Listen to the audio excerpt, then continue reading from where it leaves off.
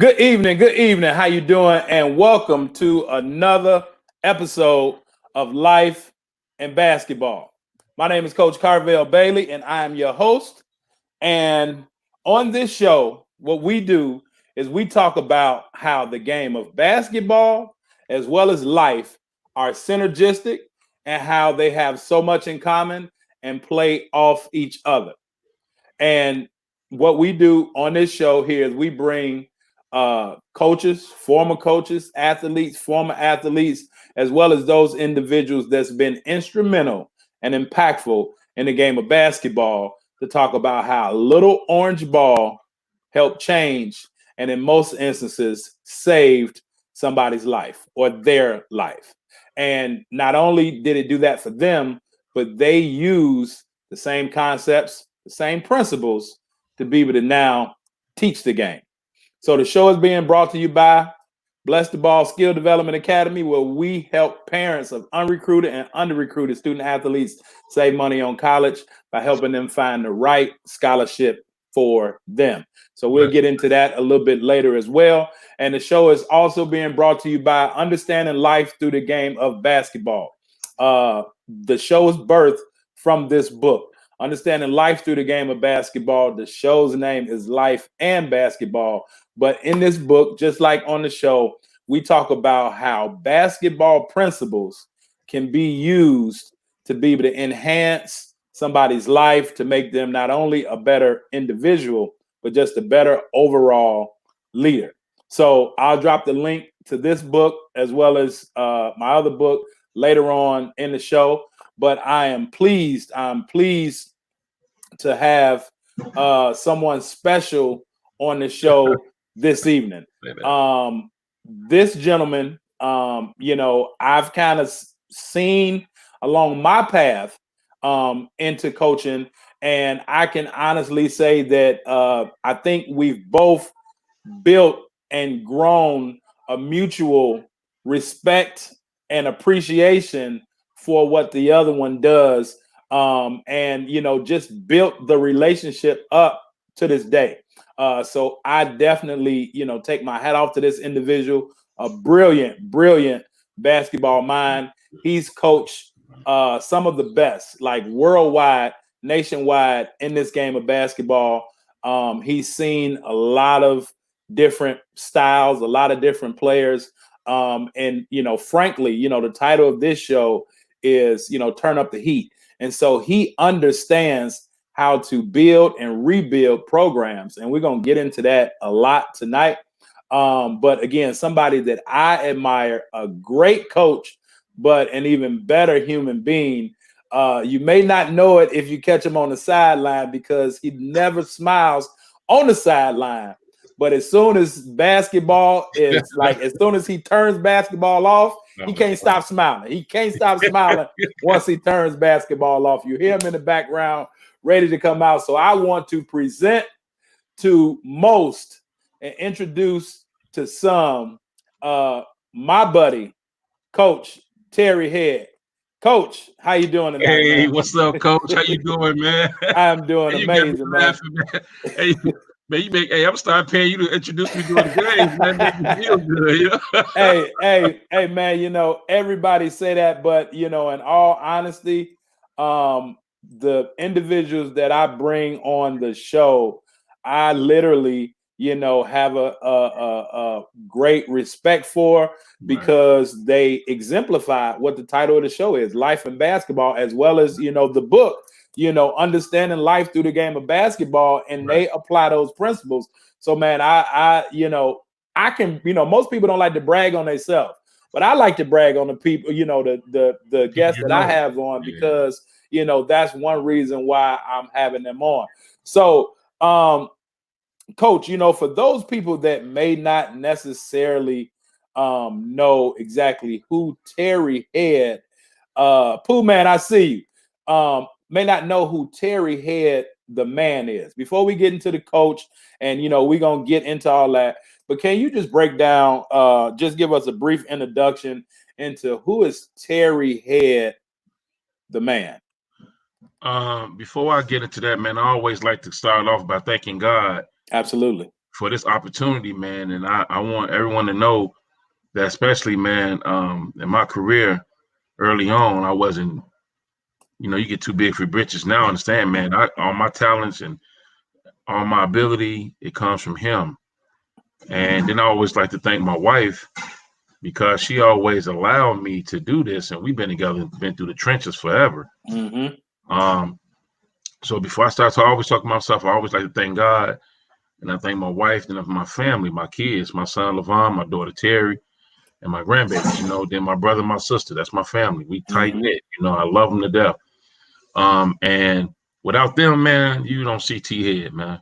Absolutely. Real talk, man. You don't see T-Head. And what about me, man? I'm a simple dude, man. I like driving old cars. I'm not gonna drive no fancy car. That's just how I was raised, Right. I'm simple, man. I don't ask for much. Don't want much. I'm really not tech savvy, so I'm like excited. I'm still learning how to use all of this, like Zoom meetings. And so this is I'm all excited because I'm actually doing this stuff right. Yeah. Sweating because I'm like, man, how do I get on? I don't want to mess this up. But basically, man, man, I'm a regular person, man. I love God. I like to work hard, man. I like to think I'm gonna be working one of these old coaches, man, working until I'm like 75, just still around basketball some type of way, and just a hard worker. You know what I mean? Absolutely. I'm not, I like to tell people, man, in life you have real smart, intelligent guys where they don't have to study, they just going past tests and everything. Right. Then you got the worker bees. You got guys that's got to work, man. I'm the type of guy I got to work for everything I get. But then the thing is, I don't mind working because I already know my makeup of it. I know that's what I got to do. Absolutely. So that's what I'm going to do from the jump. Where am I going to work? So that's me, man. T-Head, I'm going to work my ass off. And I love my family. I love God, love my family. And you know what, man, and I love, the way that you put that in the order that, you put it. You definitely are grateful. That's the word that I take from it. So many times we don't really take into account the little things, and you kind of went first on things that I come to on, the back end. But you definitely mentioned, God, and you being a man of God, and allowing for him to use me. Yeah, use you, and be able to be able to mold you into the man that you are today. Because as I said, we've built a relationship, and we've grown and strengthened our relationship throughout the years. And I've seen the more meek side, or humble, whatever word that people may use, of Terry Head. But I think that shows the ability for you to be coachable and to just develop and grow into that man that God was molding you into, if that makes sense. So it does. I've been basketball since '91, man. I was doing this, I was 20 years old. So that's like 30 years of coaching basketball. I'm 50, man. I turned 50, man. I'm so excited about that's how I'm gonna kick it. I've been drinking, having a drink every other day, because I turned 50 and I got that right. You know what I mean? Yeah. And I mean, that's a milestone, especially for us, black males, and to be able to reach that. But something that you also said too, man, you said that you talked about just you gonna work, and that you have to work. Nothing is gonna come easy to you, and you definitely exemplify that, and have exemplified it, with the things that you do. Even we got all the the foreman guys is hopping on now, but man, them guys, hey, my boy Leroy Butler, that's my dog. Hey, Leroy, he know what's happening. He got the scrap Leroy when you get on that show, baby. But me and I think Mike Oliver talked about it, and Chris Head, and we'll get into that too. But like it's a difference in people that work hard and hard workers. And I always like to talk about that, because I want to make sure that if every time that we come on this show, I want to make, people are watching this for the first time. It's always a new eye. So I want for that new eye to understand it's a difference in being a hard worker and working hard. People that say, "Oh, coach, man, I'm gonna work hard, and put me in, I'm gonna work hard or whatever."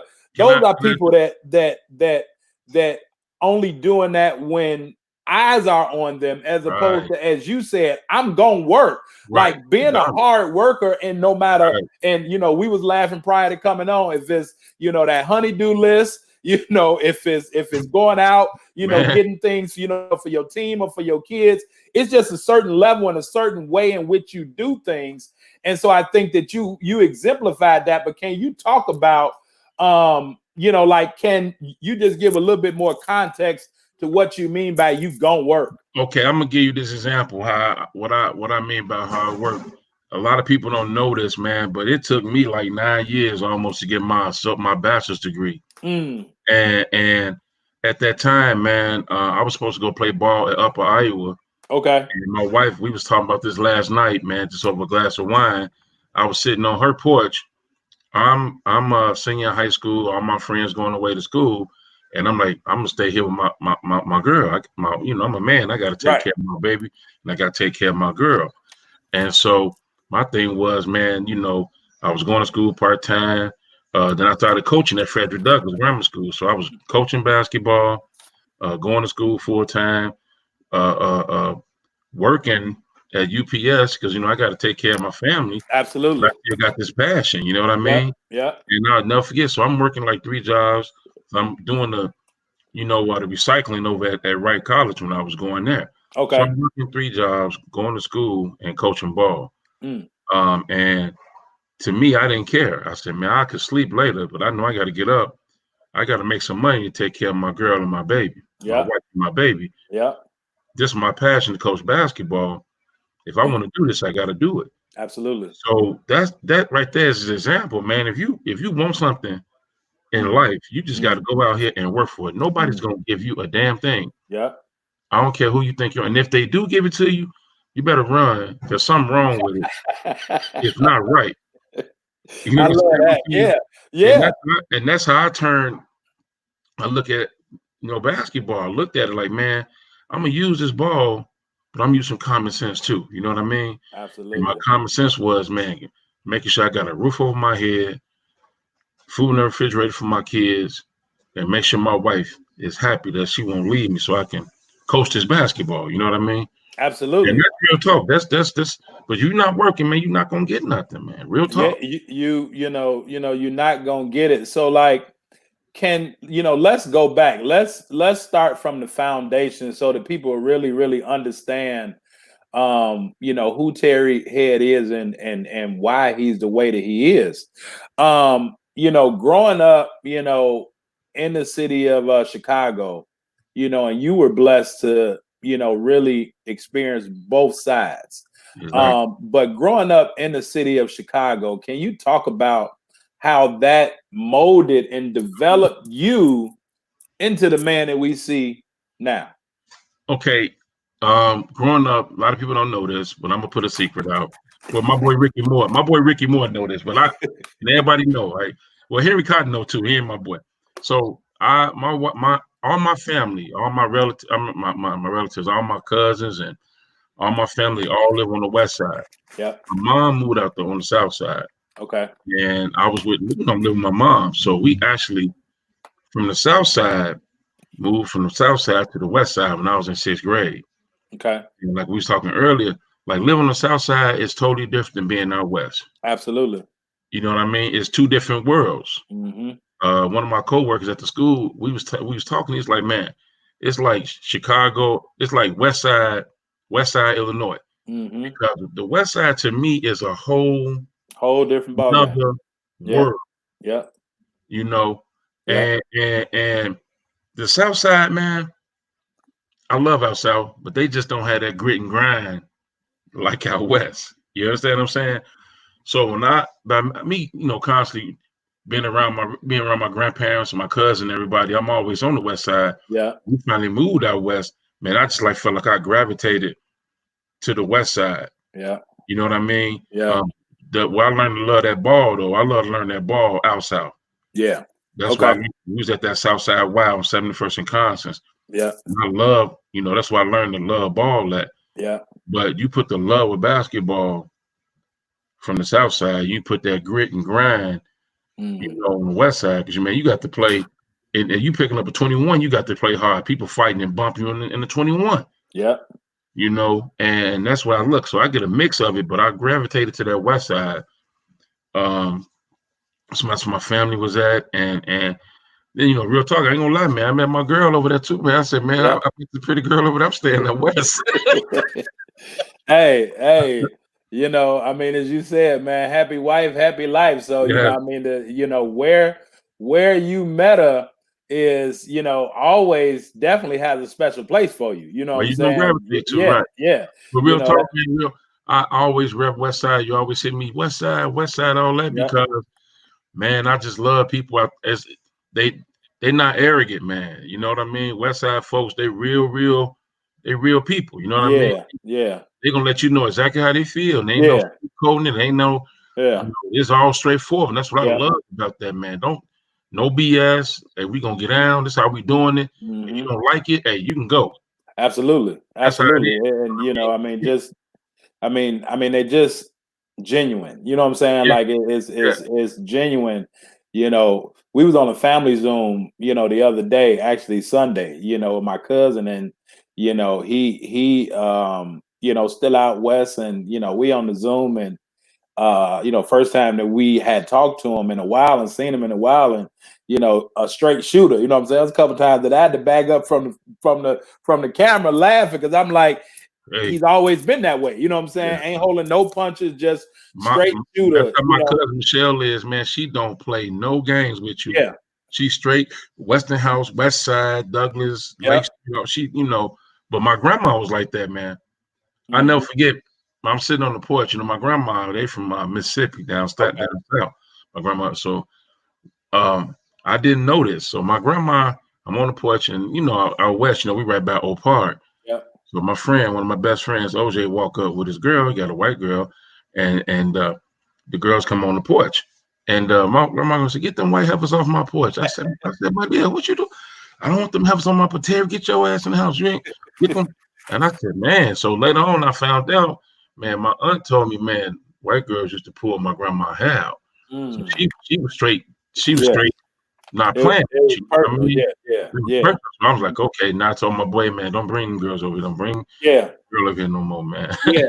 you know? I tell you something though.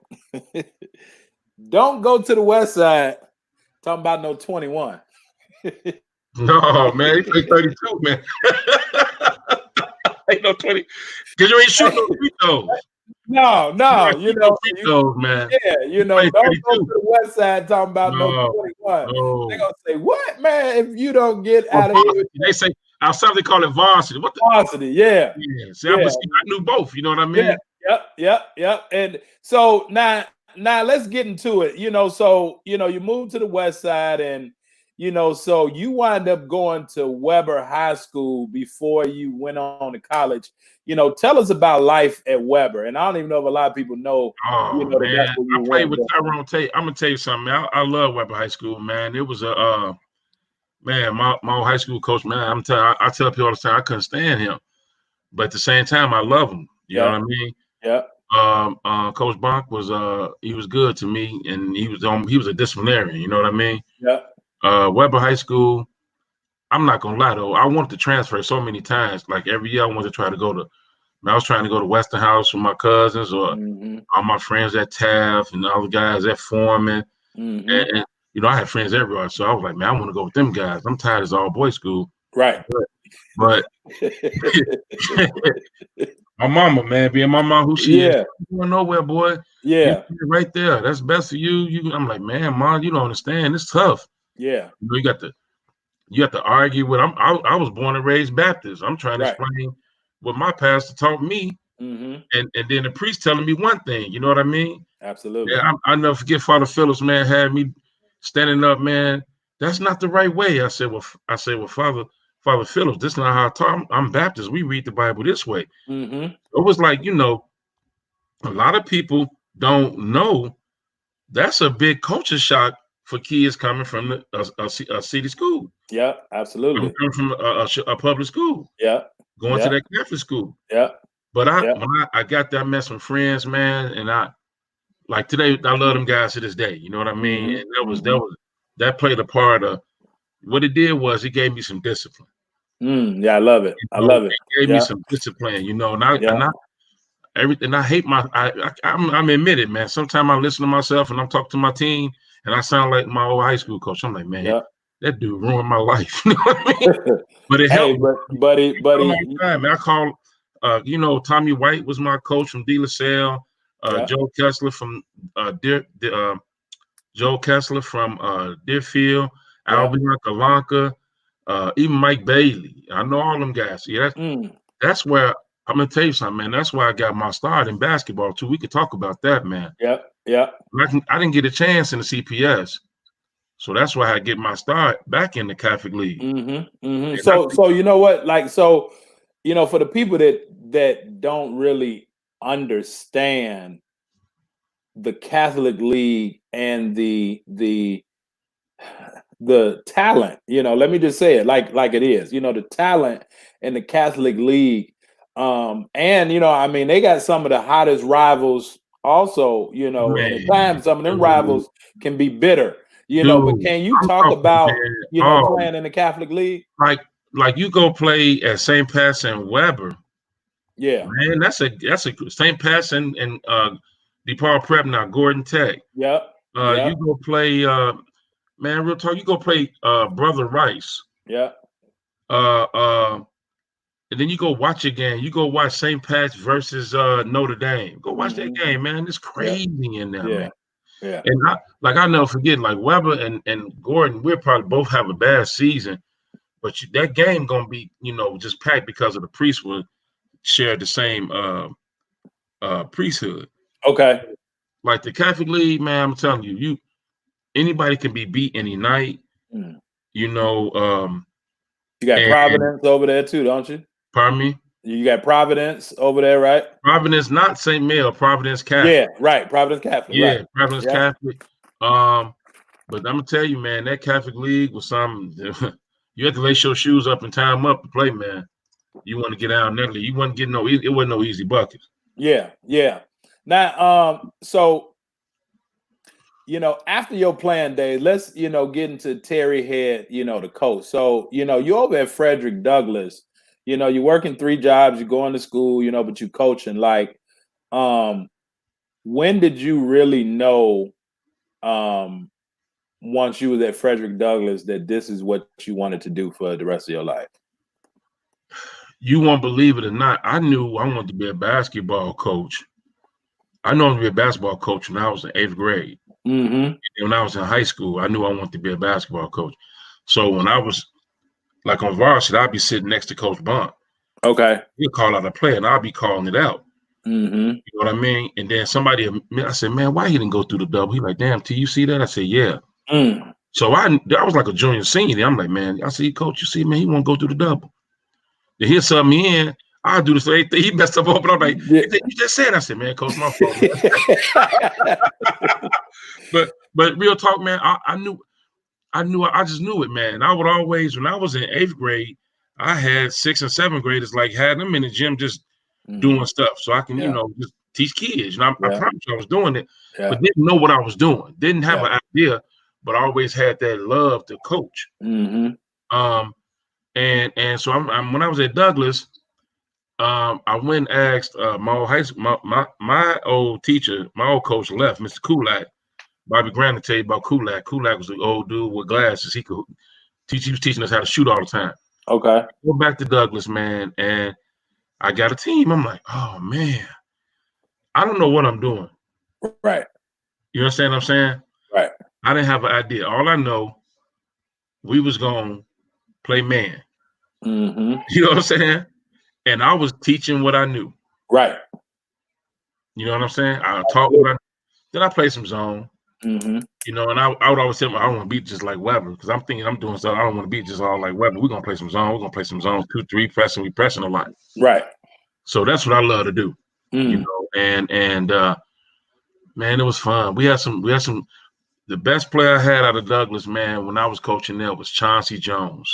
Mm. Chauncey Jones played at Thornton, Okay. and he was a killer. Remember Chauncey Jones? Okay. I don't, T Ed. Man, I ain't gonna lie he, to you. he was so good, man. Okay.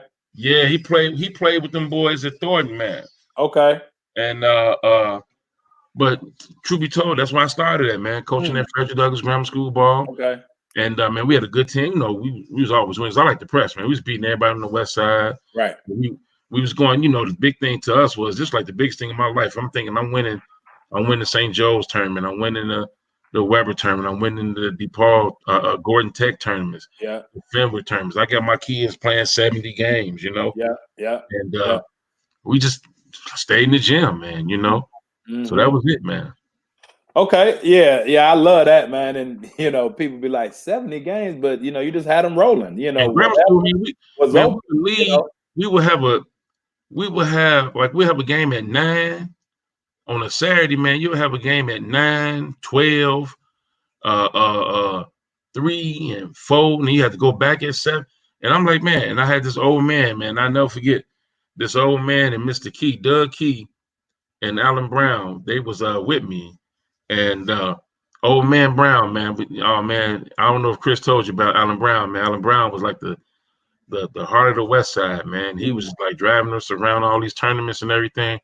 But we would literally play 7 games, like we would literally play 4 or 5 games a day and win them all. Then we play on Sunday. You know what I mean? Yeah, yeah, So, you know, we was playing ball, man, back in the days, man. yeah.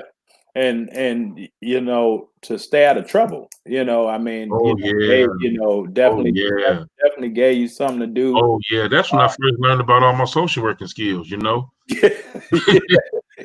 Teaching you talking to parents, you know, then you trying Yeah. to get them to understand, man, we keeping your son off the streets, man. Then man, we eating bologna sandwiches, man. Wasn't no McDonald's, wasn't no money for that. So, But yeah, you had to make it work. You know what I'm saying? And you working hard as is, going on. You had to make it work. right. So now let's get right into it, man. When we first met, you were, getting into your stride at Foreman. I was at Hyde Park, and Coach Charlie Sales and Narvell Newsom, my guys, they Oh, was like, God. hey, we going up north, and we're gonna bring the whole program. We're gonna go up there and play Foreman. And I'm like, man, why in the hell? Like I would bring my team up to Von Steuben tournament for Thanksgiving or Christmas. Right. I'm like, okay, that was the first time that the whole program had went and played a game, and I never forget, we, come in the door, and you made sure that we had a room by ourselves. You're like, hey, the room gonna be locked. Y'all ain't got to worry about it. You had somebody walk us up, wait and make sure we were straight, lock the doors. If, the other team got to go up and get dressed, they was always, there. So the hospitality that you showed us just as guests, and it wasn't like, okay, we got these dudes coming over. It's a role game. We're going to be, do this. And I really want to say after the game, you even fed us pizza, Yeah. Yeah. like, man, you got, Yeah. y'all bringing Yeah. 45 kids up here. Yeah. We had little seasons that day. Yeah. Like at halftime for my friends and guys, I really respect it, man. But I'm saying that like in CPS, man, okay, I put like this. The teams I didn't like, oh, y'all wasn't getting treated like that, man. If you was a rival, if you was a rival like Von Steuben or somebody yeah, half or something, man. yeah, Like we got y'all in that cold room in the back. Yeah, we turn the heat up, you know what I mean? It's just all kind of crazy shenanigans I was doing. Yeah. But to answer the story, man, like them guys like that, Charles, them guys, some good guys, man. And Mills are like, I'm always trying to, just show coaches the other side. Like even now, man, we have water and fruit for the referees. You know what I mean? Yeah. But if they real bad though, I make sure I don't pay them. I have to wait to get their check, man. They be cheating me and everything. But to answer that though, man, we always have a room. Always have a coach. Escort the team up and everything. and and do that just because, man, that's how you want people to treat you, you know? yeah, to treat you, and so at that time, um, I think that year I might have been coaching a freshman and a sophomore that year before I went straight to sophomore. But Mm-hmm. I was just, so impressed by, the hospitality that was given to us.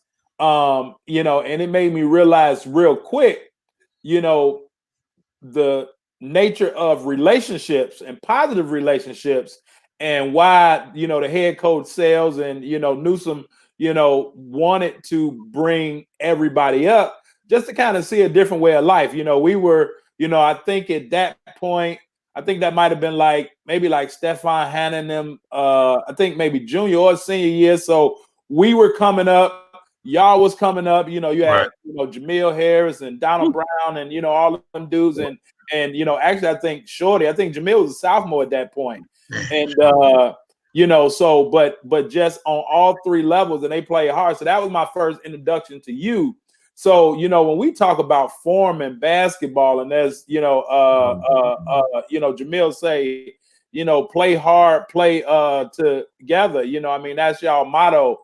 Can you talk about building that program? Because I really, really want to help the coaches. We got coaches, Right. Right. athletes, and So parents that let tune in. me But let me take chime us in through that process. on that note. All right, so I get the job at Foreman High Schools, my first high school varsity job. Yeah. Um, um, and I didn't know nothing about Foreman. I had never seen the school, and I just said, man, I want to be a coach. I want to be a varsity coach. But I'm gonna go even deeper, man. Carlos Enriquez, that's my man. Me and Los be arguing back and forth, cussing each other out. But at the end of the day, man, that's my brother. Mm-hmm. And I never forget, man. I was in Vegas, and he called me from Vegas. He called me, hey man, the job at Foreman is opening up, man. Go get it. I Okay. said, man, yeah, let's go do it. Yeah. So I came home that Monday, and I went to Los house. I had my resume and everything, and I just walked it in there. I shook the principal hand, Miss Candioto, and I shook Miss Woods, talked to her. I didn't even go look in the gym. I said, man, I don't care. I just want the program. Mm-hmm. And then I never forget, man. Me and Los was sitting in the back. It was late. A couple of days after that late night, we sitting in the back of the school, and we drinking. I said, man, Los, man, we gonna blow this thing up, man. Mm-hmm. He's like, man, I hope we get. I said, man, Los, if I get it, because he was coaching that process. Both of us at process at the time. Okay. And I said, man, if I get it, you gonna come to Foreman with me? He like, man, T-Head, you get it, I'm gonna come. So you gotta be the football coach, man. Mm-hmm. But I'm gonna tell you what Los did, man. Los taught me everything about the paperwork and eligibility sheets. Because he would always say, man, you from the Catholic League, man, you don't know what to do. We never had to do all this Right. extra stuff, man. Right. Man, Right. I have to get my team, get dressed, and we Yeah. better. He said, Yeah. man, the Catholic League. I'm like, all right, I got you. So building that program, when I mean building that program, one thing about CPS and the coach CPS, you gotta understand, man, that's your program. Mm-hmm. That's your program from A to Z. Yep. You building that program, man, and I'm talking about from what I mean from A to Z, you have to like be willing to go. You gotta make sure your concession stand where you gotta pick the hot dogs. Make Everything. sure the hot dogs on, make sure that the nacho cheese is on. You know what I'm saying? And you and then I'm real picky about what I do. So I like things a certain way. Yeah. One thing my wife, I say, if you don't like how I do it, you do it yourself. Right. So that's what I do. Yeah. And so I'm gonna go to the basketball part, man. Building that program, building building Foreman, man. It was all I can tell you is my first year was just I didn't even care about wins or losses. My first player was Sean Bennett. Sean Bennett's my assistant now. He was the best player on the team. And I just told him, I said, look, man, I want you to shoot all the ball. Mm. If you pass the ball, I'm gonna sub you out. Wow. And he said, Coach, I said, man, I don't care if he open, you just shoot the ball. Because Yeah. we haven't won no games in like 3-4 years. Okay. So Okay. we went in there and we won, I think, 12 games that year. And I was just like, okay, fine. But then I started going out recruiting. Yeah. And I said, man, I'm going to own no kid in my area is not going to another school. Right. I would go, but then I'm gonna tell you how my thought process was. My thought process was, man, we big time. Yeah. We big time. Mm-hmm. So my whole thinking, like, okay, shit, we just as big as any school, Von Steuben. Yeah. We big. We're big as Simeon, Westinghouse. The Mm-hmm. time Westinghouse the school, Mm-hmm. Westinghouse. And I said, man, we gonna have our program just like that. Yeah. Yeah. Yeah. And so I went to hit the parks. I went to hit the grammar schools. Man, I didn't have no grammar school terms. I was just literally going to the school. Mm-hmm. I would go punch in, tell my principal, hey, I'll be back. I'm gonna leave. I was doing security at the time. I wasn't a dean when I first started over there at Okay. uh uh Foreman. Yeah. so I was able just to leave the building for an hour or two. I'm going to a grammar school, talk to the coach. Hey, coach. Yeah. Hey, man, Terry here, head coach of Foreman High School. Can Yeah. you let me know who your best player is? Mm. Can you let me know your best sixth, seventh, and eighth grader? Mm-hmm. And that's how I started doing it, man. And so I would go, and my goal was to hit, especially like around September, like the first couple of days of school. Yeah. My goal was to hit 10 schools before in that week. Mm. And I go out, and they'd give me a database of almost 50 kids. Yeah. And them 50 kids, then that's what I did, Carvel. Yeah. I put my own eighth grade team together. Mm. So I would coach my own eighth grade team, Yeah. and Los would coach the seventh grade team, Mm. and Coach Keith would coach the sixth grade team. You remember Yeah. Coach Yeah. Keith? Yeah. Uh-huh. We're Yeah, gonna get yeah, into I all told that. the coach, I Yeah. said, hey man, what we Yeah. gotta do, we can't go out and we're not gonna get the top player. We got to make the best player. I love that. Right after we had practice, we got two gyms, and I love the girls basketball coach up there because they never had practice. So we had practice. I had a freshman go and the sophomores go, and then the varsity go. And then right after the freshmen got done practice, man, Keith go get the dinner for the night. And that's how I got so fat, man. As we sitting up eating Popeyes and stuff right before eighth grade would come in. So I would have me about 12, 13 eighth graders, and Losa have about seven, all the young kids. And we just be in the Yeah. gym training. And out of them 12, I know I need 5 of them to come to class. I mean, come to form. Yeah. Yeah. And then it just started. That's how I started rolling. Mm. And that's how we. So let me pause for a minute.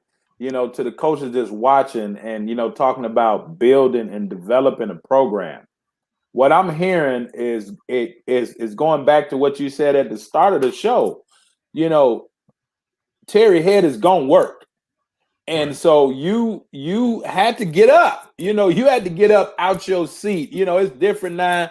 We're in the land of technology and all those things, but you had to get up and you had to be mobile and you And had go to to go into these grammar school. places, these Yes, grammar schools. yes, But you didn't just go into the grammar schools. You had to start to form a relationship with the right people in the school that can give you the information that you needed. So I don't want people to miss that.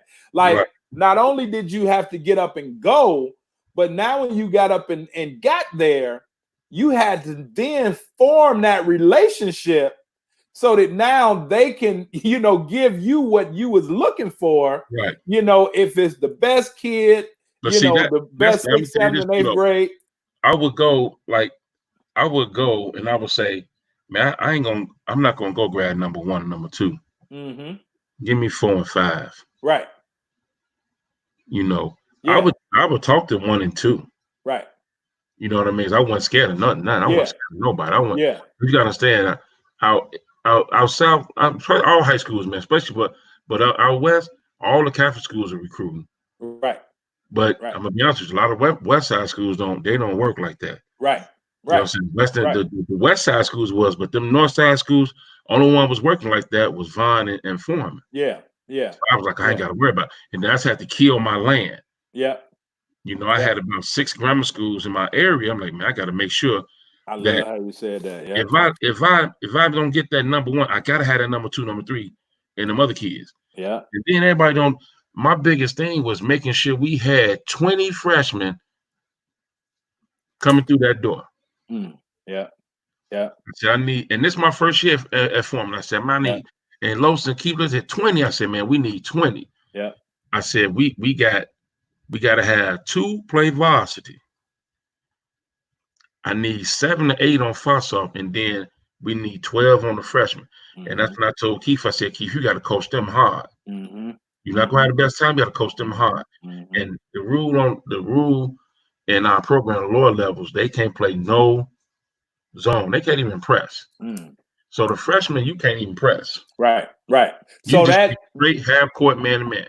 And so that takes me to my other point. Not only did you have to go work hard and build those relationships, but as you said, you probably wasn't going to get the best player, but y'all had to make the best player. Right. So that tells me, and from the 8th grade team and from the 7th grade team, and we're, get into the heat in a minute, but that tells me that you were focused on player development. We're gonna talk about 5-star too, and we got our boy, Coach Bell on, watching. But like, can you talk about how important is player development to Terry Head, and how important is player development to building a great team?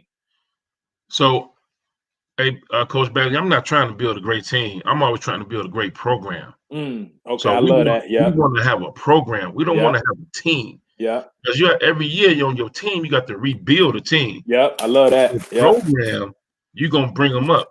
So what I would have Keith do, now watch this, the same thing that we was doing at Foreman, the same thing we teaching our 7th and 8th graders and 6th graders. Yeah.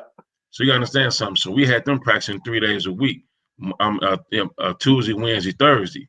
Yeah. If we had a game on that day, then cancel practice. But right after we got done with practice, it was 8th grade practice. So we'd get done about 6:30. They'd give me a half an hour, go give me something to drink, go upstairs to my office, call my wife, check in. Yeah. Hey, babe, I got 7th grade practice. So the parents bring their kids up in there, and we just doing straight fundamentals. Yeah. And teaching. And that's been like, man, my thing for the longest, man, grabbing your younger groups and bringing them up. I love that. I love that. And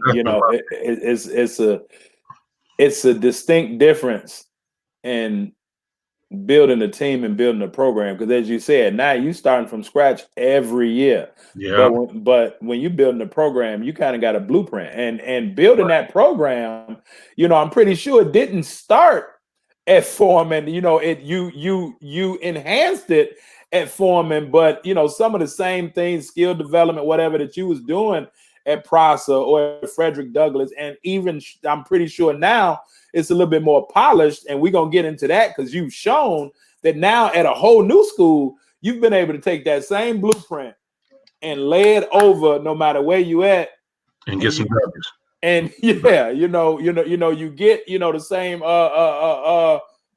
results there. So like now you got this team, y'all starting to come up. Y'all shocked the world, really, and y'all make it to the Elite 8. And this was with Jamil Harris, Donald Brown, Anthony Ross. Now y'all and for people that don't know Chicago basketball, you may have, when it's city playoffs, you may have some home games, but now that Elite 8 is at a neutral site. And so like that's when it, when the rubber meets the road. Exactly. Can you talk about, the feeling of being able to make it, because obviously you had to win your first 2, but to make it to that Elite 8. And now who did y'all play? Westinghouse, coach? Yep, played Westinghouse. And to add controversy to it, I asked my cousin, Chris Head, to be my assistant. Big time. That's because to me, that was more about, hey man, we're gonna face this back to back. I'm not gonna turn my back on you. You know what I'm saying? I don't care what nobody say. Right. What you did for me in basketball and taught me everything and taught me a lot. Man, Chris taught me about running tournaments, how to run tournaments. That's where I got all between him and Bonk and Yeah. him, Coach Chris Head, Coach Bonk, Roy Condotti. I always watched Roy Condotti at Yeah. Westinghouse. Yeah. And I'm gonna tell you one more person I really admired coaching ball was James Pingleton. That was my man too. Yeah. Ping was my man. Ping. So Yeah. Ping. I picked his brain a lot. I would drive on there and pick his brain a lot. Okay. But to go in that Elite Eight, man, and I said, man, look, we just to make it that far, and for my first time, Right. I'm not gonna lie to you, I was so happy. I had dude to my left because he was just spoon feeding me Yeah. what to do, Yeah. how to act. Yeah. Man, he was like, man, did you order the boys some more shoes? I said, no. I said, let me go get them. I'm not gonna lie, I didn't know nothing. Yeah. Yeah. You understand what I'm saying? But it was coachable, and in order to be a great coach, you got to be a great coach. 05. What I'm 20. I'm 30. Yeah, I'm 30 years old, man. I don't know nothing. Yeah. I'm still trying to learn. Right. And then you got to understand too, it's a difference. I'm still got that Catholic League mentality. Yeah. And I'm coming to CPS. Yeah. Man, I got these young dogs, Jamil Harris, Donald Yeah. Brown, some killers, Yeah. and they some goons. And I'm like, man, I wouldn't change what I did. I played my style. Yeah. I learned that from Garfinkel at 5-star. He said, man, Zebra never changed his stripes. Right. So with how you ever been playing, whatever got you to this game, you got to roll with you it. stick with that. Yeah. Yeah. Our whole thing was pressing, running, but I did change up some. I went to a zone. We didn't play man against Westinghouse because they remember they had Tom and Big Ray in there. Yeah. So I said, we gonna play zone, gonna pack it in a little bit. And we was in the game to the third quarter. And I think Big Dre just woke up, man, and somebody like slapped him or something. He just started going crazy. And I was like, man, time out. Throw the time. This dude is killing us. But to answer that, man, it was amazing. It felt so good. Yeah. And to see everybody in the stands. Look, if you seen how we was when Jamil and them was there, as opposed 5 years later when we had Donald Brown and Mike McCall and them, in that area, man, we looked like a whole new school. Yeah. See, that time I learned. Right. I had learned. Right. Man, we had multiple uniforms and multiple gear, and the kids felt good. Yeah. And I learned that, man, once your kids feel good, they gonna play hard and they, once what I mean, it's about making them feel good. Yeah. So man, by the time I got to 2010 with the mother kids, man, we was rolling. Man, look, man, we had a drum line and the whole show. It was a show. Now it was an experience. Yeah. Now it was experience. Yeah. Before the learning experience. Now it was like, hey, I know what to do. Yeah. Yeah. And I never forget, man, we playing Von Steuben for the conference championship. And the first time we made it, Don and them was juniors, I think. And they was, I think it was juniors, I think. Yeah, I think they was juniors. Yeah. And they made me move the game. And they was like, yeah, we got to move the game because our seating and form. I'm like, oh, man, I'm like, oh, okay. I just so dumb. Right. And I went and played a conference championship game on a neutral site. Wow. What a fool. And it was my home game. What a fool. So when it came back up, yeah. And we had to play Vaughn at the crib, or Farragut at the crib, oh man, we gonna play it here? Yes, we are. Absolutely, yeah, absolutely. They gotta come to the nest. Yeah. And this man, look, we had TV cameras and everything up in there. And you know, for people that don't know, and when we came over there, that was my first time in the gym. You got to walk up some stairs, and if it almost feel like the gym is closing in on you. I mean, it'll get so loud up in there, man. Everything. Yeah, loud. We got that music going. Yeah, yeah. Yes, sir. It'll get loud and rough, up in there. If you can't deal with it here, you can really lose it. Because I remember when we came over, and I don't know if it was Jamil or not, but like I think somebody threw somebody like a lob early in the game, and it wasn't even really packed. It was a nice crowd in there, But after that, live been like that, the decibel of that noise, I'm looking around like, man, it ain't even that packed, but it's loud up in here. And them Right. fans, those fans love they Hornets. Now, before we get to 2010, I just want to go through this. We talked No about problem. Don Brown, that Don would just give it to you. Man, Jamil was and I told him when he called me when I was at Truman, I was like, man, I remember you. We came to Foreman. I'm like, you was the little fast dude, and he just started laughing like, yeah, super fast, gonna man, get up in you. can I tell you a And story about Jamil Harris real quick? go ahead. Well, one, man, Shorty, I never forgive him. Shorty's in 7th grade, and he killed Derrick Rose, man. Yep. Yeah, I And remember I him said, telling me man, that. I said, Shorty, and I'm gonna be honest with you, you know how Shorty ended up at Foreman, man. I had to make a deal with William Wolf Nelson. Mm. I said, William, I said, Wolf, I said, man, I'm going because Chris Singletary was playing for me. Yep. And he was playing for me. He was in 8th grade. Yep. And he was on my 8th grade team. And I said, man, but I knew Chris couldn't come to Foreman. He'd told the school up. Yeah. You know how Chris, and Yep. that Chris, Yep. I don't care what Chris said, man. Wherever he was acting up, I looked at him one time, boy, get over here, because Chris stayed in my house. Yeah. Ate my food, slept on my Yeah. floor, my Yeah. couch. He was with Great. me everywhere. Great person. I knew, but I Yeah. knew I could not have him come to Foreman. Yeah.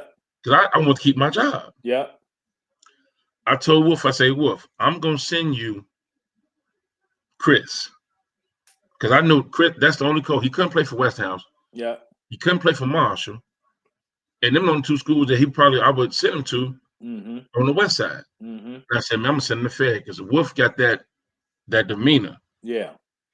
Like what he did with Ronnie. He got that demeanor where he can coach kids and kids can express themselves. I said, that's where you going. Chris said, man, where am I going to go to school? I said, you're going to go over there with Wolf. Yeah. And I said, yeah, it's the best place for you.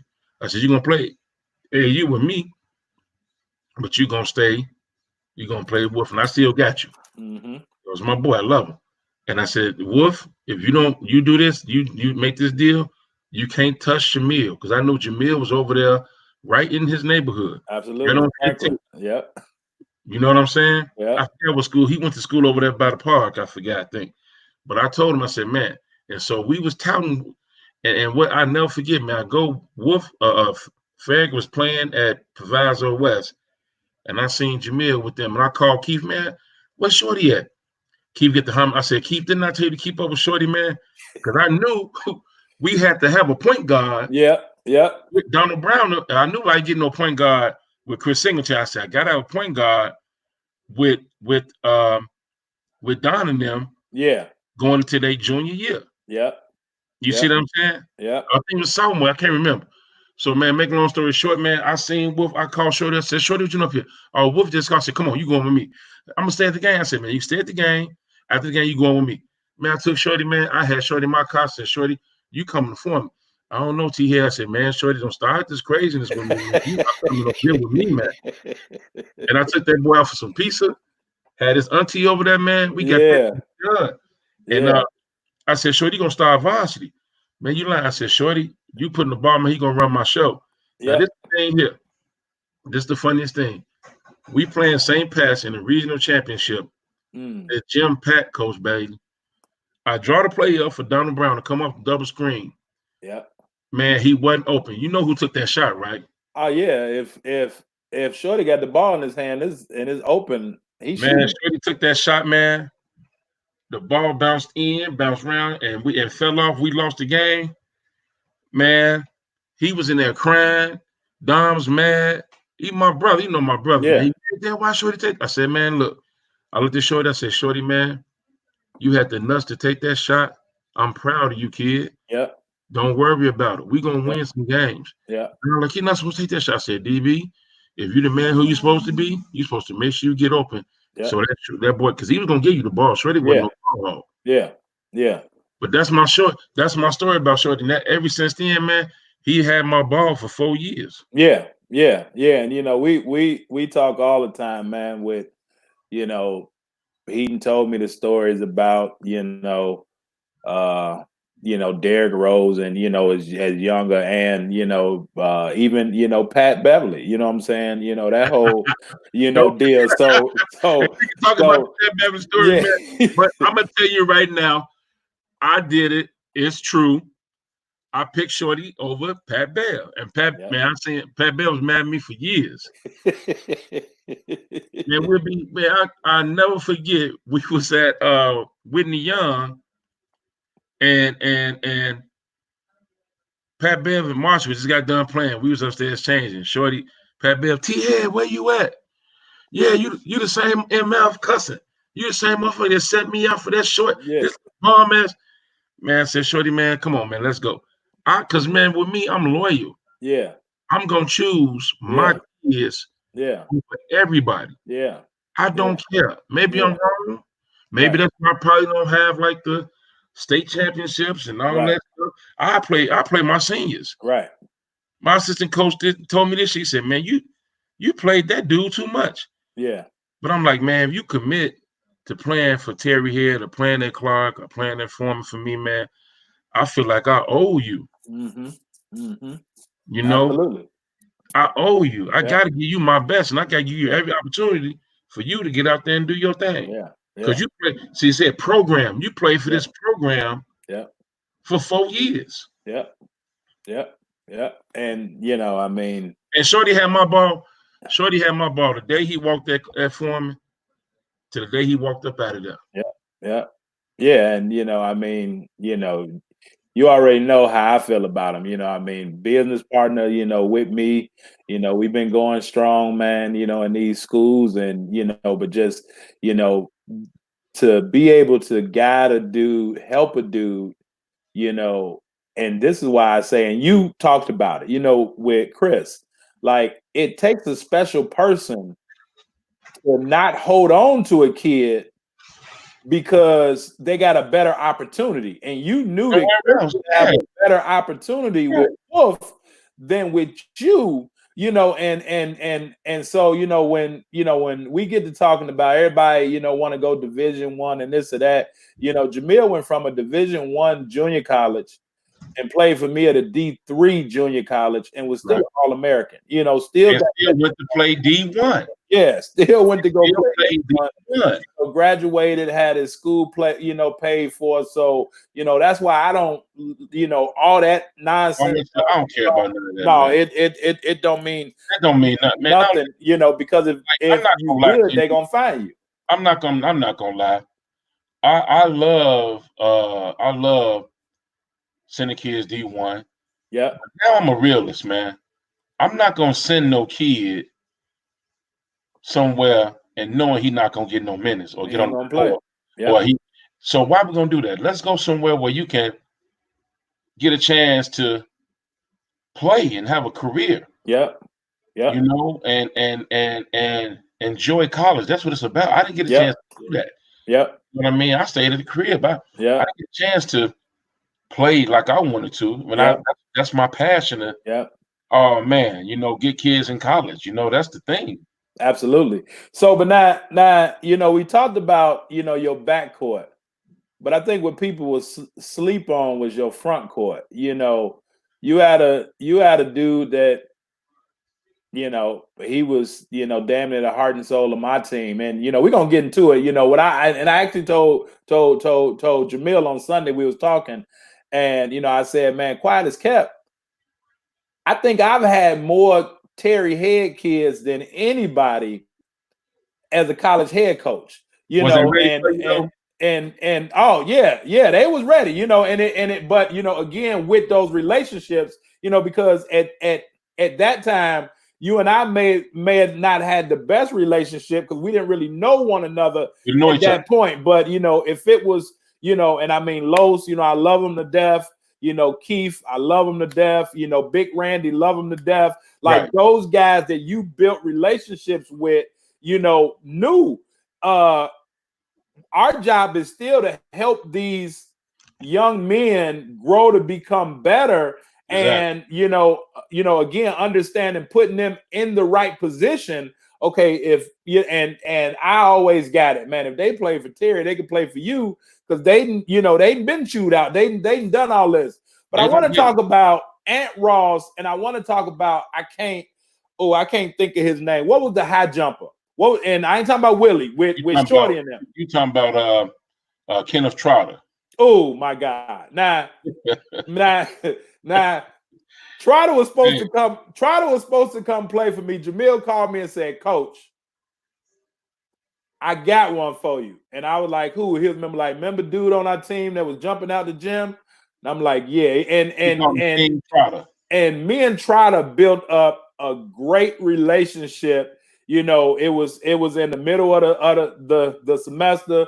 We would talk. He would call me. I would call him. I mean, great guy, man. But can you talk about Trotter and Ross? Because I think that people don't understand, like Okay. when it comes to like having a glue to your team. Those Yeah, guys. Well, one thing I love about I'll talk about Trotter first. I'll say Trotter was the kid. Trotter was he was just the kid, the utility guy. yeah. Because actually he can play the 2-3, but I put him down to 4 sometimes the Mm-hmm. 5. He was Mm-hmm. just that utility guy. Mm-hmm. He was a bunny. Yeah, bunny, have bunny hops. He could Yeah. jump and rebound, but he would make me so angry because he would be so passive. You know what I mean? Yeah. And I would constantly have to get on him about being aggressive. Yeah. Man, we need you to do this. You got the talent. You got to come on and do it. Yeah. So with him, I would probably just I would yank him real fast. I hate that I Okay. did that now. Why would Okay. get him and Yeah. yank? Sit down. You don't want to do it. Yeah. But he was awesome kid though, man. Always Yeah. played hard, and he would. I thought he was always scared of the big play. You know what I mean? Mm-hmm. But he surprised me when we played Westhouse in the Elite Eight. In our first meeting, he came out that game. Mm. He did a great job of scoring and Yeah. everything that I was on him for the whole year. I Yeah. guess he just woke up, man. It's just like, Yeah. let me go and do this right now. Let me try this right now. Yeah. And he did it. I never forget that. Man, try to keep going. But see, any good coach know, man, you got a kid that's playing well, you got to stay with him, ride with him. He Gotcha. came off the bench that year. Okay. Did he? He taught them two twins. Okay. Yeah. Right. Them Right. two Right. twins, them two twins was 6'6", and he was 6'6". So we went and Ross 6'5", 6'6", 6'6", 6'6", with Shorty and Brown. Donald. Yeah. Yeah. But now the heart and soul and the glue Mm. was Ant Ross. He was That the damn Ant Ant Ross was Ross. the one. We could put Ant Ross on 6'9". We could put Ant Ross on 6'9", and then we could put him on a 6'2" kid. You know what I mean? Because he blocked shots, Yeah. he rebound, and he was scoring. Yeah. You know what I Scoring mean? bunches too. Scoring bunches, Yeah. man. When And he was see, what I love about Ant Ross? He never cried. Because no. man, it would be times like, man, swing the ball to him. But he Mm-hmm. never said a word because he was going to get his off the glass. Yeah. Because Donald Brown was pumping the ball. He was pumping it. Yeah. And he was shooting that thing. But Ant would never say nothing because I'm going to get mine off the glass. You look up, Ant got 16 and 10. The only thing that Ant Ross ever wanted, man, when he played for me at Malcolm X, he just wanted everybody again. It go back to that work hard because he was just a hard worker. Like he wanted people to like work hard like him. And man, when Ant Ross walked in my gym, we was having open gym. And he came in. I'm like, man, this, who is this grown dude coming out? And he like, Coach, how you doing, man? My name Anthony Ross, and he like, I'm trying to get some information about if y'all play. I'm like, okay. And then he was like, I used to play for Foreman. And I'm like, okay, this dude name dropping. I'm like, or school dropping. I'm like, okay, let me, and again, this is in 2010. So y'all rolling, you know what I'm saying? So I'm like, okay, he gonna drop Foreman name. I said, okay. So I go to my office and I call Jamil and I say, hey, man, you know a dude named Ant Ross?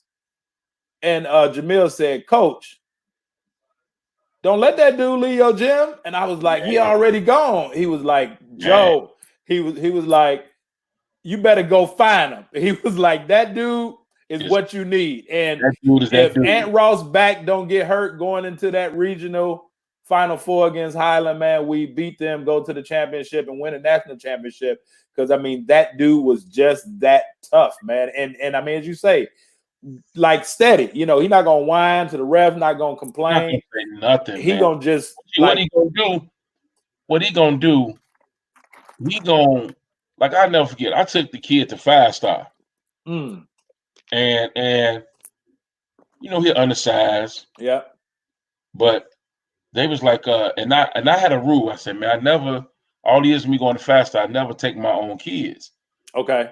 I want them to get the experience. Yeah.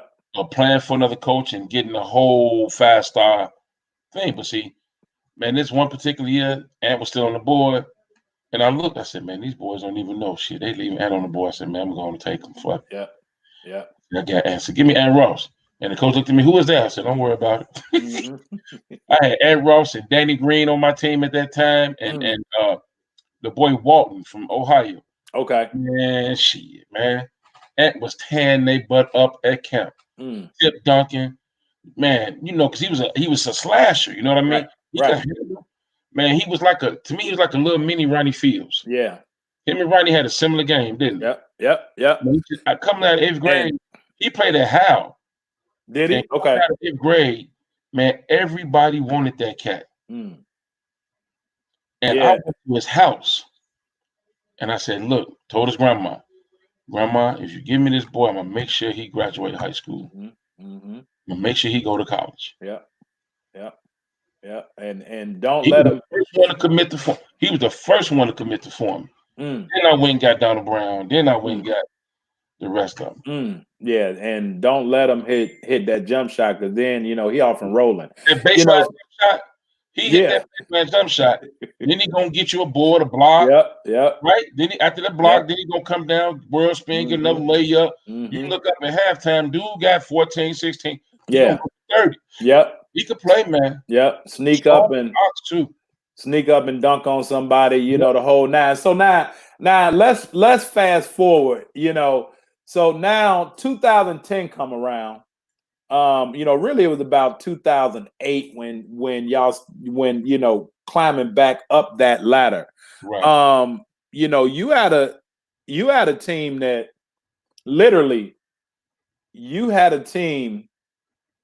that everybody knew that you had at least 7 guys that could play on a Division I level. I mean, and that's minimum.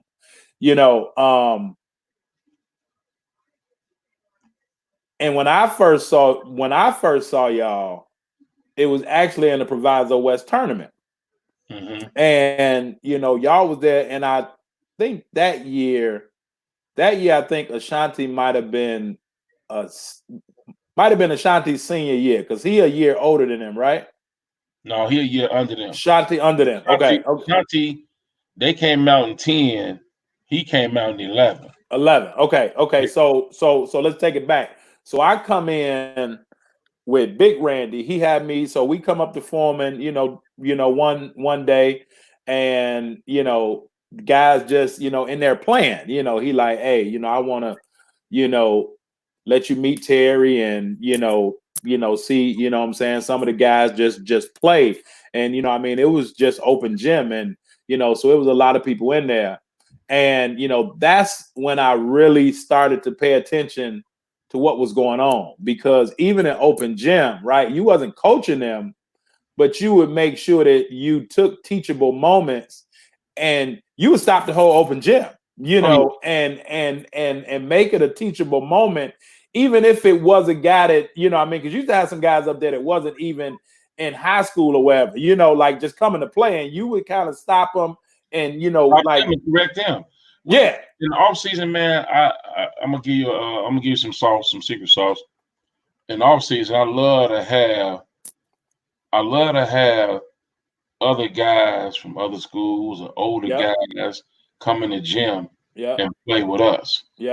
And I would tease, hey man, this ain't Scherz. The fuck right. You better play like we want you to play. And then they'd be like, and see what happened was, it got to a certain point that my guys knew he had stopped open gyms, because this is not open gym. This always basketball, you always learn it, and you always Teachable. play Yep. Mm-hmm. form and weight. We Yep. call it form and weight. Yep. He was gonna play form and weight. I don't care what Yep. you think. You know, Yep. I always promise my guys, I say, look, one thing we're gonna do, we're gonna teach you how to play basketball Yep.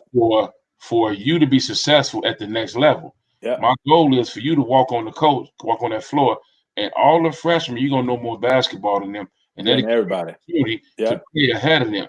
Yep. Yep. At the same time, you're gonna be ready to play college ball, but you're gonna help us win because we want you to do the same thing there at the next level that you're gonna do here. So that's the Absolutely. goal Yeah. from day And one. and that's huge. Now, T, I'm a stop for a minute, and I don't always do this, but when I get, and I always like to see, my guests bring certain people out, right? But we got the legend on, I mean, you talk about Catholic League, but we got the legend, Donald Whiteside, That's the man.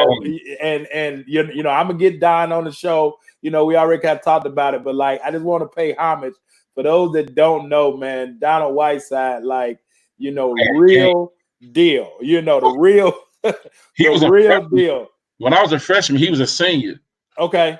and he came over to Weber and lit them nets on fire. Yeah. I Yeah. said, man, who is dude? Yeah. And Yeah. and, and I'm walking around, man, and Kenny Redfield was my hero, Okay. But I'm Yeah. looking at Ken like, I said, man, Ken, you see Shorty? He like, man, that's Donald Whiteside. I said, man, dude is the man. So Tough. fast. And Tough. when I'm telling you, he lit the nets on fire. We had to hold some motherfuckers down after he left up out of there, man. Well, that's what he do. You know what I'm saying? So yeah, man, I can't wait, to hear his story, let him share his story, because you hear so many stories, but to hear it from the horse's mouth, and he's doing some great things, Right. down in Texas too. But so when I came in the gym, and I'm gonna get right into it because that team, right? You had Eddie Denard, Woo. you had Levante Doherty, Uh-huh. you had Mike McCall. You had my man Chili Willie. Hey, Chili Willie. Woo! Chili Willie, who would Oh, just on hey, another Warrior. level. Yeah, Oh, warrior indeed. But I'm gonna tell you something, T. I always felt that day when I came in, and I think he was a sophomore then. But I said the glue to that team is Tommy Woolridge. Ooh. It was something about him. So and now having those guys, together and coming up, you talk about building a program, coming up, taking those lumps, taking those battles, and then being able to get to 2 consecutive Final Fours.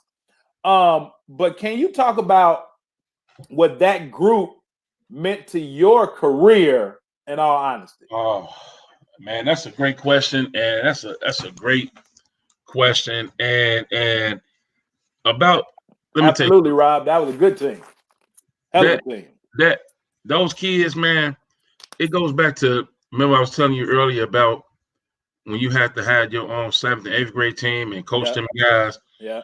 So me and Los put the team together. Los, I found Eddie real talk, me and Los side by side everywhere we went. Yeah. So he was recruiting all of the kids. Yeah. But Los told me, he said, man, I got one more coach. He said, one more kid that's got to put on that team for that 7th grade team.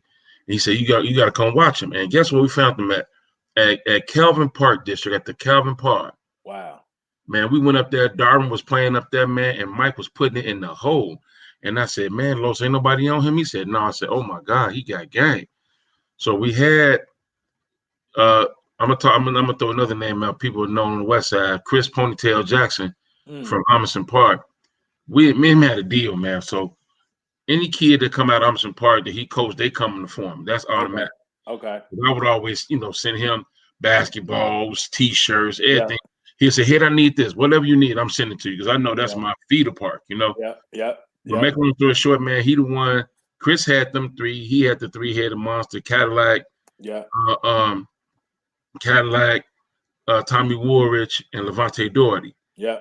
Eddie Denard was in 7th. All of us in 7th grade. I And forgot Eddie, about Lack. I forgot yeah, we about forgot Lack. about Lack. See, Lack was the man. And Yeah. see, uh, uh, uh, uh, uh, Eddie went over to what's that? I forgot the name of the school, but he went over there to a Latino school. Okay. And all I remember Eddie was doing was every time he was just big, but he would Yeah. run just fall for no reason. Okay. And then we went and got Michael McCall. So make a long story short, we put them together. Then we had some other pieces, Yeah. But to let you know, man, to keep them kids together was hard. You know Okay. what I mean? But Okay. we would always tell them, I would always say, hey man, there's not about one guy. Right. That Right. coaching that team taught me how. I'm gonna say this too, man. We didn't win a state title, Yeah. and that's my fault. Yeah. I lost the game. I never Taking blamed my kid. accountability. Yeah. I lost the game. Ty Slaughter and them beat us. We should have won the game. I'm not blaming no refs. It's a controversial on that now. You know that. You know the history of that. You know, Walk us through it, Craig. Coach. But I'm gonna tell you, with those kids and that team, to keep that team together, Yeah. we always it was like family. We went everywhere together. Yeah. Now then what I did was with that team, I never put one kid over another.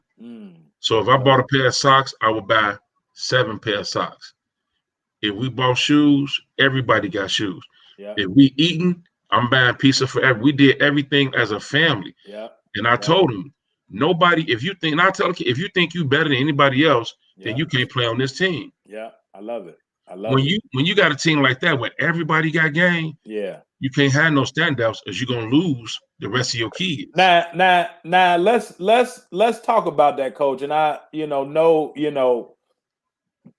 got, some great coaches that's, watching, and people think as long as I can get some good players, as long as I can get some great players, we gonna be good.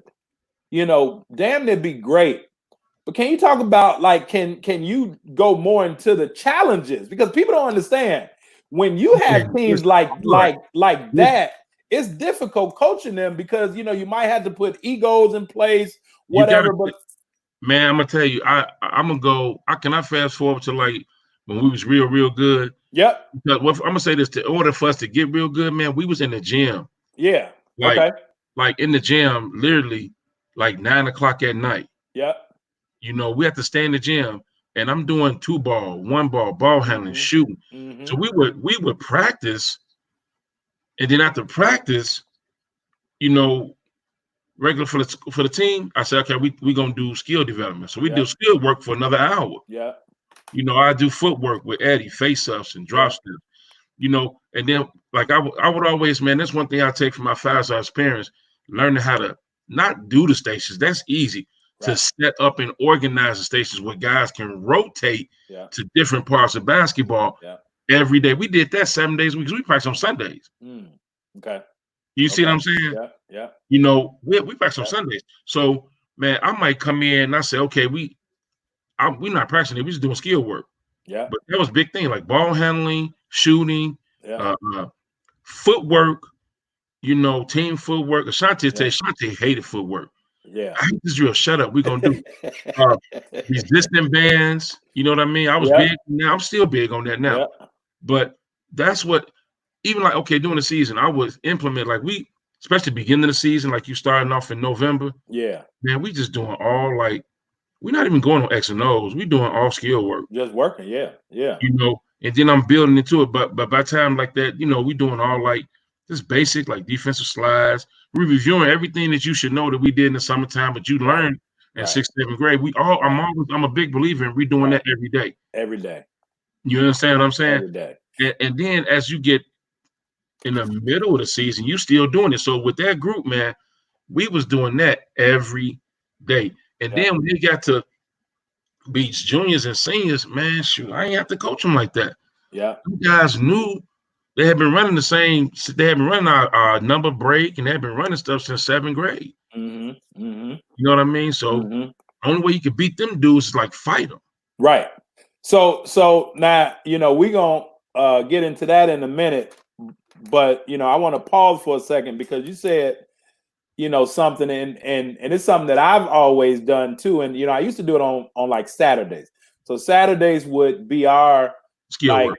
well, no, Saturdays would be our station day, and it's like, okay, we going for an hour and a half, and we gonna have 8, 9, maybe 10 stations, and it ain't no walking. It ain't no walking. We gonna, No talking. and Right. my players used to hate station day because it was like that was harder sometime than practice. So one caveat for coaches watching, especially young coaches, if you can implement stations into your practice, because You do. oftentimes as coaches You get we lazy. feel like we get Get lazy. lazy You want to get right to it. You got to get right, feel right. like, man, we got to go over this play but if you take the time and do stations, even if it's just once a week, but now you really getting that skill development. But what it also does, coach, it's a team building activity too, because it brings those guys, together, because now they pushing each other. Okay, And you we getting got to get from and you getting station everybody to getting station. repetition. Everybody getting reps. So Everybody like getting reps. let me give you an example. So we Ashanti put jump stations. Yeah, Yeah. sure.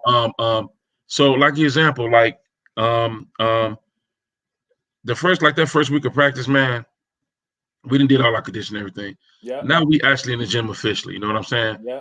So I still got my station set up. Yeah. We at this basket we're doing ball handling. This basket we're doing two ball. I'm sorry, basket we're doing ball handling with two balls. But the biggest thing I know I do every day to start off my practice, man, we do footwork every single day. Yeah. And this jump stops, pivoting, Yeah. crossover step, reverse pivoting, Yeah. and passing. Yeah. And the guys like, man, hey, we do this every day. And lo and behold, people don't realize you do those things in basketball All the time. You pivot All the time. and your footwork on defense and offense, on plays out of bounds. It's always, man, think about it, man. You could pivot out of bounds. You can. Yeah. And so that's why I teach it every day. And I mean, go ahead. and, Go ahead, and, T. and I live, but that's one of my things that you gotta have to build that type of squad so they can be real good. Yeah. The And fundamentals and basics. what I was gonna say is, if you have a team, if you can build a team up to where they mentally tough and they got great footwork, You kill us. you'll come out with a winning season. Because you can. Man. Think about McCall footwork. Yeah. Think about when he came off the screen, he would always reverse pivot. Yeah. And then the pivot of your foot, he would jab step.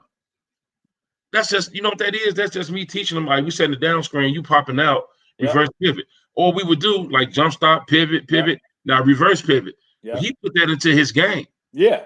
And because it's repetition, and as you said, Every day. another great point, and like you just said, there has to be something that you have to work on every day, because now, like so many athletes nowadays, so many younger basketball players do a whole lot of thinking on the court. Like, they think, and when you think, you dead in the water.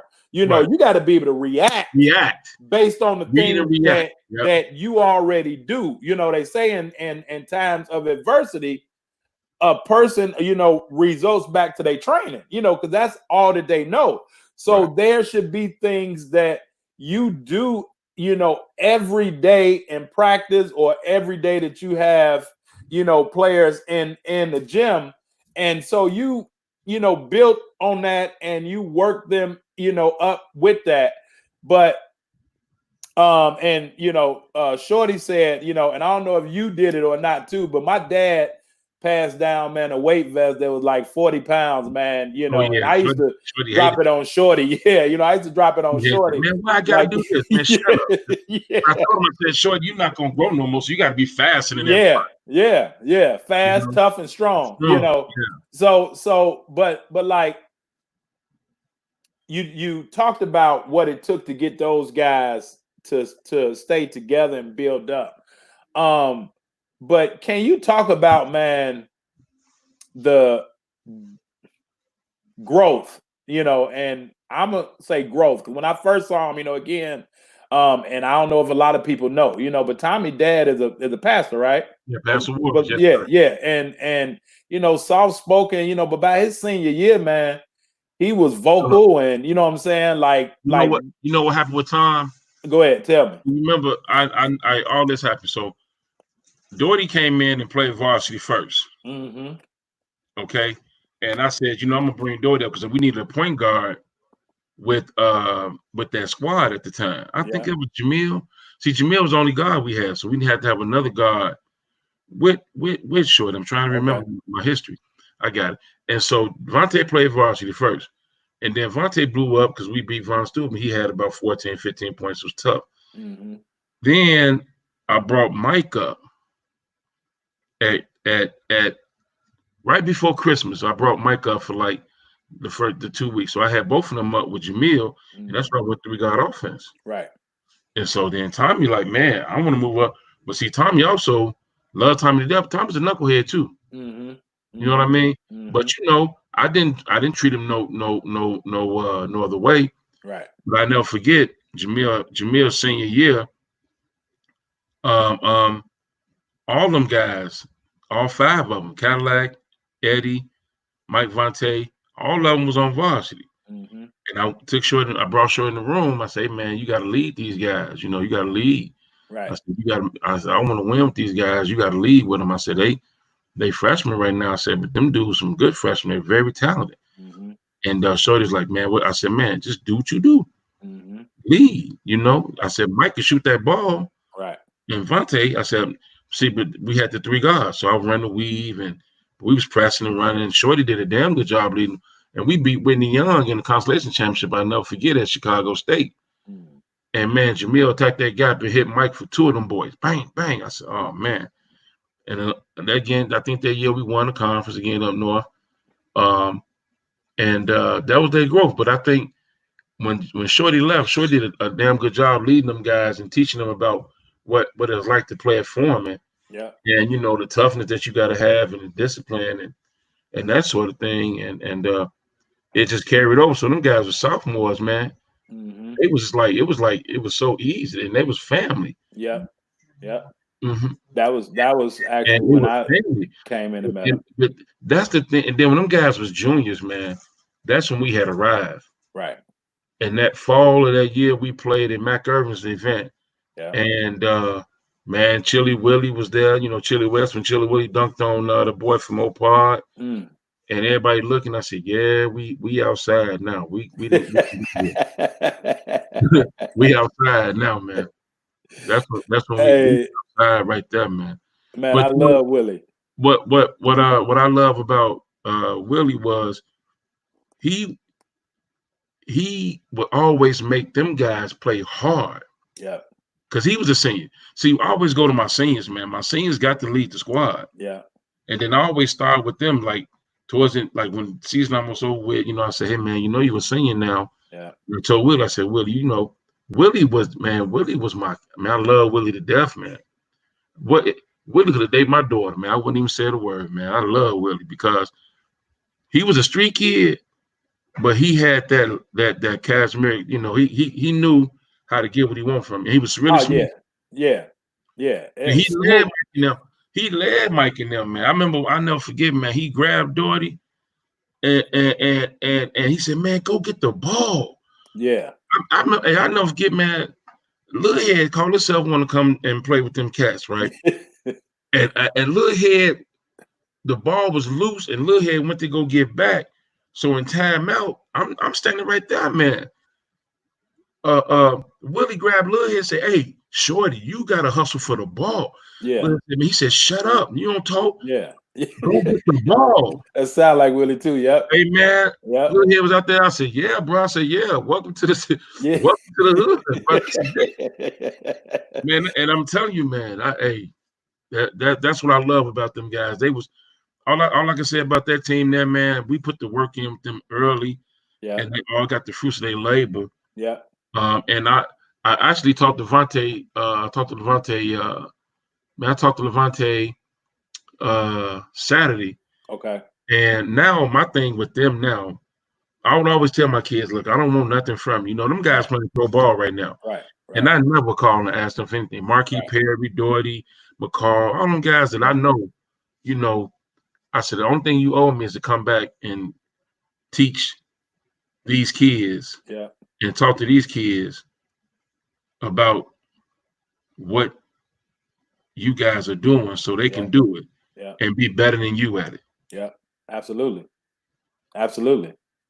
You see, And that's all I and want from them. and I'm pretty sure, again, based on a relationship, Oh, they, they love to do it. oh, yeah. Oh, Now, yeah. can you tell a story, Coach, about the Final Four game? Y'all get to the Final Four, and Which now one? y'all got Marshall.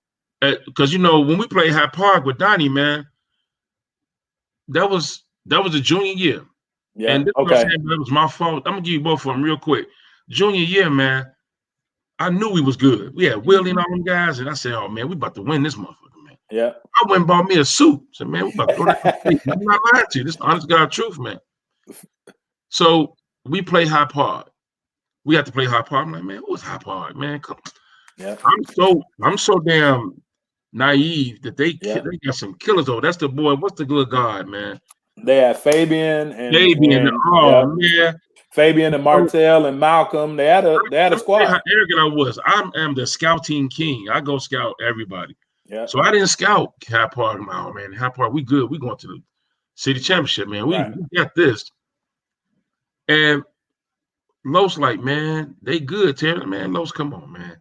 Keith tell me, man, they good.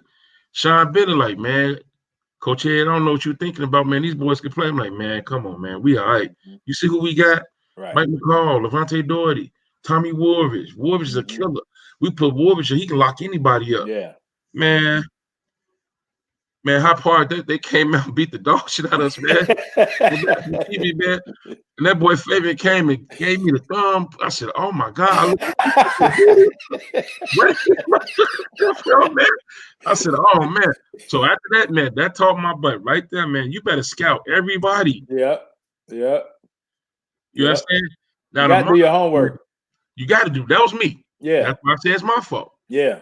That's Yeah. my fault. One of them kids, it was Terry Head's fault. Yeah. Yeah. Now when we played Marshall, and we back in the Final Four again, second year in a row. Right. We had beat Marshall at the Christmas tournament. Okay. Because CPS still had the CPS. Christmas, Yeah. and we beat them. I'm not gonna, Rob Smith, one of my, I love Rob Smith. That was the first time we beat Simeon too, man. I was so happy. Okay. We beat Simeon in the title. I said, "Oh man, I beat." Okay. Now that time you couldn't tell me nothing. I said, "Oh my God, we good." I knew we was good. So we beat Marshall, we beat Orr, and then we beat Simeon. Fast forward, time for the city playoffs. We go. I said, "Man, yeah, we gonna get to the final. We get the championship. Yeah. We got to get Marshall again." So the kid, you know how kids are, man. You got to get them. Hey, man, you got to humble yourself. You got to, focus back in. Yeah. So, game gets started. We beating Marshall up. We winning the game. And now this is the thing. Me and Henry go back from the west side. Right. He had the court masters. I played Austin Town Hall. Okay. Because my brother, my baby brother played for Henry. Everybody played for the court masters. Okay. Coming up on the west side, I said, "Man, I don't want to play for court. Man, I'm gonna go play. I like to shoot the ball. Me be a ball hawk." Right. So me and Henry got a relationship forever. He knew my he knew my wife and everybody. Henry like my brother. Okay. So we playing Marshall, and I tell the kids at halftime we up like 19. I said, "Man, look."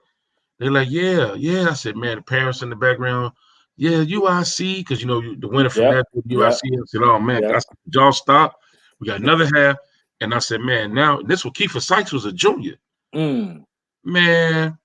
And they had Al and all them guys. Yeah. Remember that team? Yeah. Beat us in the Final Four, man. I said, "Fellas," I said, "Look, fellas," I said, we win the game. I said, "This second half not gonna be easy." Right. I said, "It ain't about basketball no more. Basketball no more. It's This personal. ain't basketball no more. Yeah. This personal." I said, "Man, I said, Marshall about to come out. They about to punch, spit, fight, grab, Yeah. claw, and do whatever they got to do To to win this win the game. game. Absolutely. And Levante Doyle, come on, Coach Head, man. Man, Doherty, please listen to me. Tay, listen. Mm-hmm. Man, after the game, we walking back to that locker room with our head down. Ed Denard is holding his eye. Mike got hit in the ribs and all that. Vontae got scratches all on his arm. He said, hey, look at my arms. I said, man, didn't I tell y'all what's going to happen? You forewarned them. You got to be ready for this. Mm-hmm. That's all. And that's the difference. You asked me earlier about playing on the west side Yeah. and playing down south. Yeah. West side, that's what we going to do. Yeah. Yeah. You see what I'm saying? Absolutely. But I'm going to tell you this too, though. I don't blame my kids. I blame me because what they did was they just denied Mike real hard, and they denied Mike real hard, and they denied Vontae. They denied Doherty. Mm-hmm. So the next person to handle the ball was TJ, and that's me on not developing him to be the point two. Yeah. You see what I'm saying? So now, if you look at my teams now, we got everybody can handle the ball. Yeah. I changed that. Yeah. I make everybody, and I let everybody handle the ball. Yeah. But that's that Final Four stuff, man. Man, I love that team, man. The 2010 team, man. That's what gave me the confidence to say, hey, man, you know what? You all right in this business, man. Mm-hmm. You know, you okay. Mm-hmm. Mm-hmm. You know? Now, let's switch gears for a minute. Can you talk about the Jam Fest, Chicago Jam Fest? Oh, man. Come on, man. Okay, I can go to real talk. Chicago Jam Fest. I coach AAU basketball. Yep. I do both. Yep. And I do both not because I'm not gonna lie, man. All my kids got to play for Illinois Heat. Mm-hmm. You know, and I do that because one, I don't want kids, you know, people in their ear getting the transfer. That's one. Right. Okay. Second of all, I want to make sure I train my kids in the summertime. I teach my kids so we can prepare for the season. Yeah. So if you lacking in something in your game, we're gonna work on it in the gym. Yeah. Now the backdrop, kids might get tired of hearing my voice. Right. That's why I might I let my assistant coach but I'm still there just because you know. And I think college coaches like it because they get a chance to work with the high school coach and the AAU coach. So that's how we do that. So the Jam Fest basically is a tournament that I've been hosting for so many years, man. And I really learned how to host that event, you know, from Chris Head. You know, like I told you, he taught me a lot. And I'm gonna give him a shout out. And that's a huge fundraiser for my program, Illinois Heat. Yeah. We one of the only programs that still don't be charging like, you know, full package gonna charge you $1,800 and everybody charging. And then at the time, like Adidas don't give us, you know, like I might have one team that get money from I might get hey Carvel, don't answer. No, wait. Keep on going, man. I know. Keep controversial. That's my baby brother. He always keep on going. I read that like no, because that's gonna but real talk, man. We're raised, man. That's our big fundraiser. And I like Mike Oliver, man.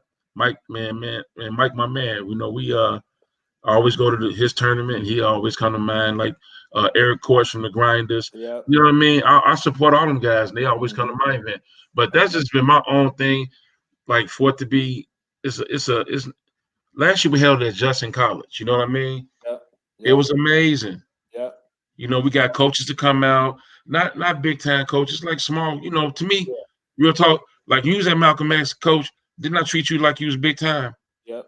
Because you know, to me, if you're a college coach and you're gonna have opportunity to coach our kids and get them some money to go to school, hey man, I'm gonna treat you with the utmost respect, like I'm treating the same, you know, D1 coach, especially man, my black coach. I'm giving you all types of love. You know what I mean? Right. Real talk. The Chicago Jam Fest is probably one of my projects that I love to host. It's a fundraiser for our AAU program, and that's it, man. It's an event that we run at AAU. And so now on the flip side though, because I want to ask you why do you do this, but on the flip side, so you got the Jam Fest, but you also have your high school showcase every year. Hold on, I got my T-shirt on right now. Okay. Can you see that? Yeah. Hey, look, this is that's my man. I look the college showcase is for kids. The college showcase is for kids that this their last chance to go to college. Yeah.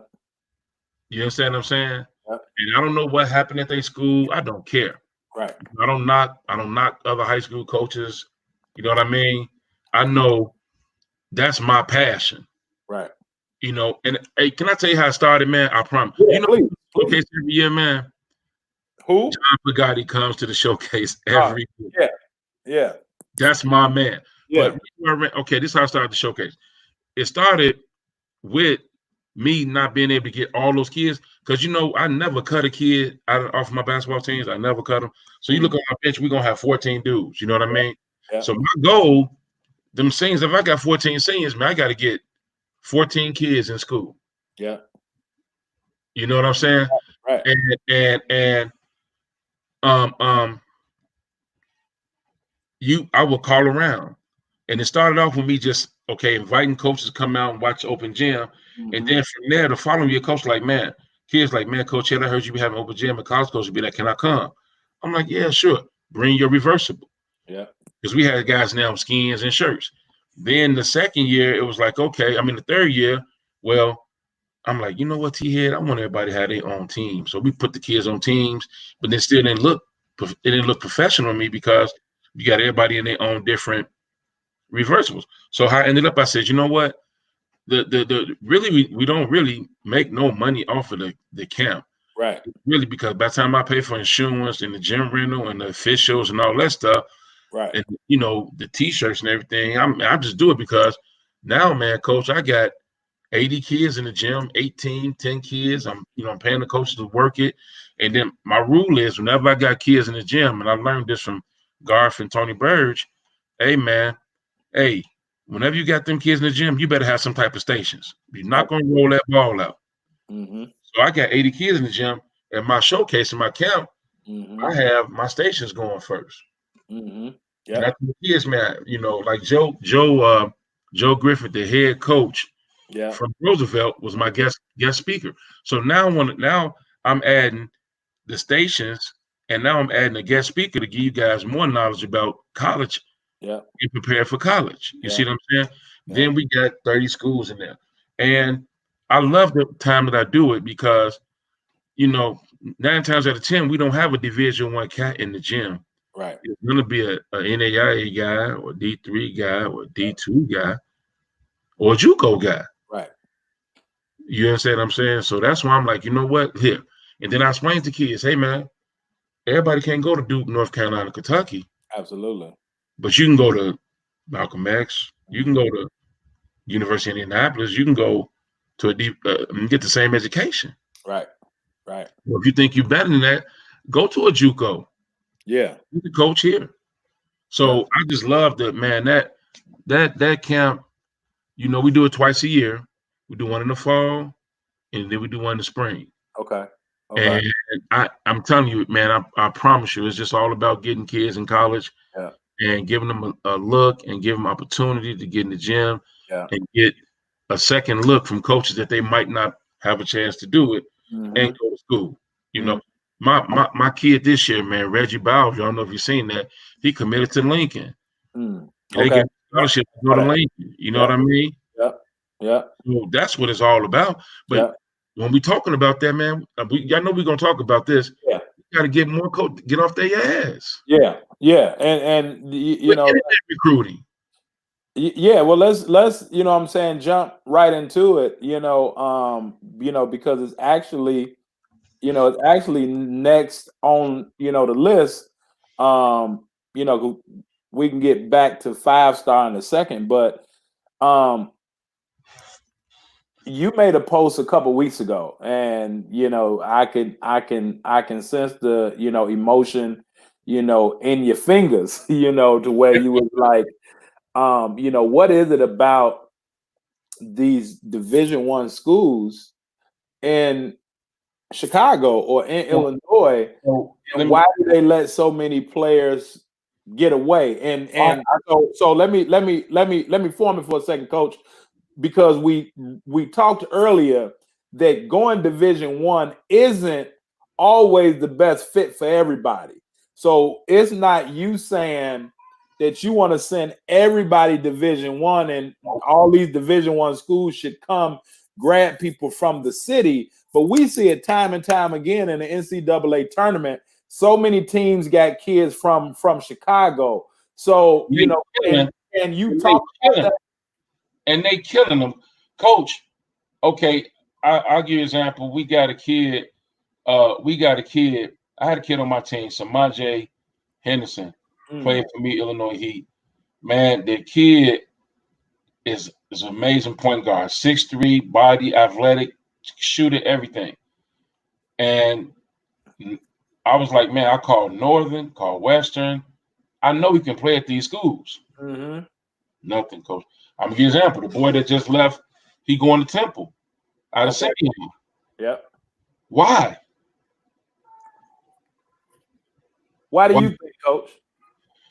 Man, I really want to say, and I'm just gonna say it. I mean, why do you think that Division I schools in the state of Illinois let so many kids slip away and go somewhere? Because, man, they internet recruiting.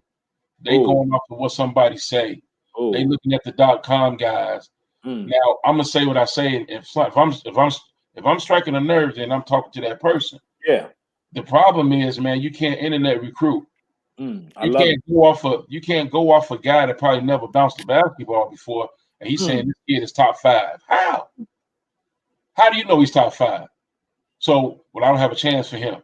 Man, do you know in the White West this year, we had, in my opinion, at least 5 or 6 Division I guys that didn't have anything cooking. Them 2 boys at Crane was really good. You understand what I'm saying? Yeah. The boy at Perspective, a light-skinned boy, man, 6'5", lefty, can shoot it, long, athletic, got grades. But you know what? Coaches don't know about him. Yeah. A good friend of mine, Scott Trost, head coach at Lewis University. Yeah. When I put the post up, he called me, T, what are some guys? Who am I not recruiting? I said, man, did you see the boy over at Perspective? Here's Wade Bond's number. Yeah. Did you see the boy at Westinghouse? The boy, Devon, he good as hell. Yeah. Yeah. But you know what? They just not. I mean, hey, and then I know this why I got kind of heated, because I watched Jimmy Collins do it at UIC. Yep. Jimmy Collins had Chicago guys in the heart of the city. Yeah. But I'm not being biased. I'm just saying. Okay, I'm gonna give you another example. My kid, Evan Taylor, he's at Lehigh right now. And he started for Lehigh and led them in scoring. But I know the kid, he's an academic kid. He wanted to go to Loyola. Come on. Yeah. But then you look on the rosters, you look on these guys' rosters, man, and you seen these guys from St. Louis and all out of state, and they everywhere else. And they not winning. Think about it, Coach. They not winning. Right. Yeah. Here we are. We looking at Rob Smith and Mike Oliver and all of the top programs. They got great kids. Yeah. And nobody's recruiting them. Yeah. Meanwhile, you get a guy like Andre Bell that's way out in Tennessee. And he recruited Chicago cats. Right. He's smart enough to realize, hey, Tony Bergeron called me. And then this one thing I can't stand. When you call the guys in Illinois, I always call Illinois guys first. You understand? I call all my guys in Illinois first. Yeah. And then when a kid get a name, I start calling other kids coaches because they don't want to come see the kids. Then another coach, you know what, I'm gonna be in there. And then they coming in. Now they didn't got in on the kid. I'm not gonna I'm not gonna stop the kid because hey, you my friend and I know you, Right. but I told you to come look early. Now, Yeah. now another coach from another school that came and got in. Mm-hmm. That's on you. You right here. Now they're reacting. Now, man, I'm telling you that happened with McCall, man. Yeah, there's no way that, and I mean, It happened with a lot of kids. played for a legend, and Rick, but there's no way he should have, was able to. Mike wanted to go. River, man. Mike wanted to go to DePaul. Mm-hmm. I never, man, with Marquis Perry, I never forget when I had Marquis Perry. Man, Marquis Perry said, Coach, I want to go to DePaul so bad. And I said, man, let's go up there. And they told him, man, we're gonna wait. We're gonna wait for Amari Sawyer. I said, damn. I said, come on, kid. Let's go somewhere else then. Don't worry about it. Mm-hmm. You see what I'm saying? Mm-hmm. Yeah. I just wish they would. Like, I never forget, I first met Jimmy Collins, man, when I was like a sophomore in high school. He was in the gym, in the Weber gym, watching Kenny Redfield. Yeah. I was so excited to meet him. You know what I'm saying? I look at all the coaches, man. Even if you at a small school, you know who work hard, man. And I love and respect him. Todd Kelly at IT. Oh yeah. He a dog, ain't he? And Todd know what he's looking for because he know where he's at. It goes back, to your point earlier. You said we was big time. When I was at Truman, and our colors green and white. At that point, when Jamil played for me, we was a Division III. But I'm a Tom Izzo fan, and they knew it. I'm like, look, this is my Michigan State. So I'm gonna treat it like Michigan State, and we're gonna be first class everything. Exactly. So like what you're saying about with Todd, he understands where he's at.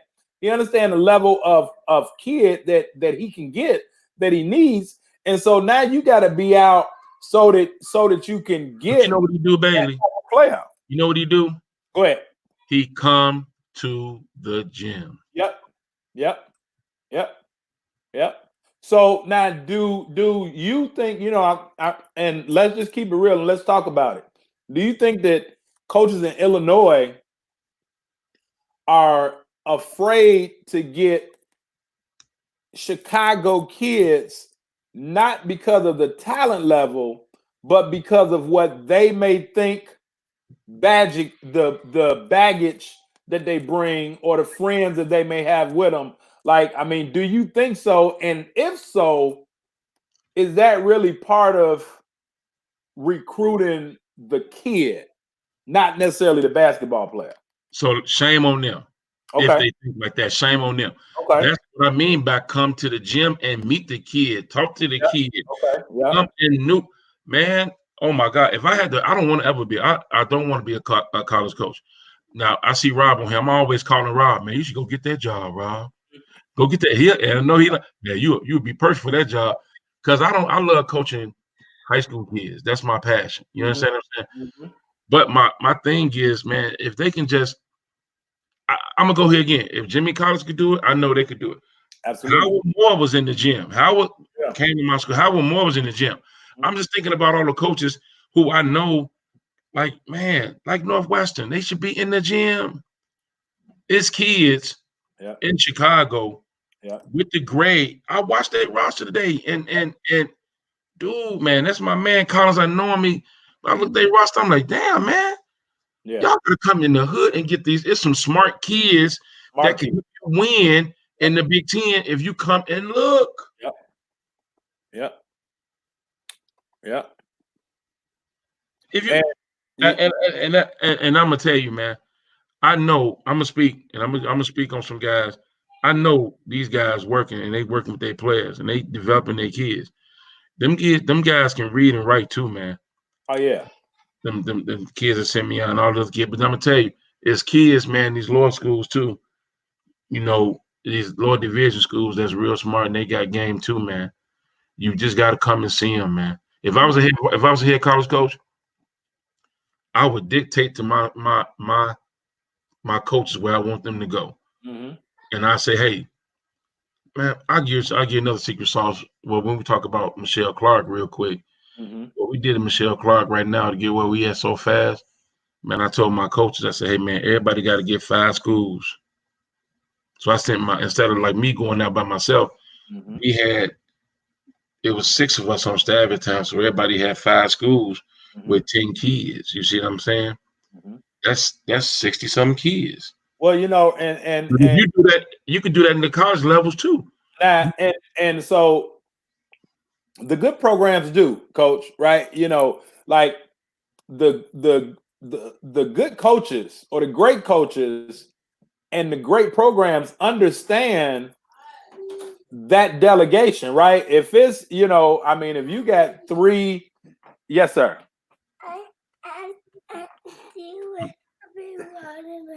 Okay, all right, I'll give you some in a minute. All right. He always go ahead, go out. But like great coaches understand that if I got 3 coaches on my staff, you should take a certain area of the country. And because again, if you get to the level, and let's talk about it. If somebody got a job based on their basketball intellect and their basketball expertise as opposed to a favor, then every coach on that staff should have a part of the country in which they can pick up the phone and say, hey, we need somebody from your area.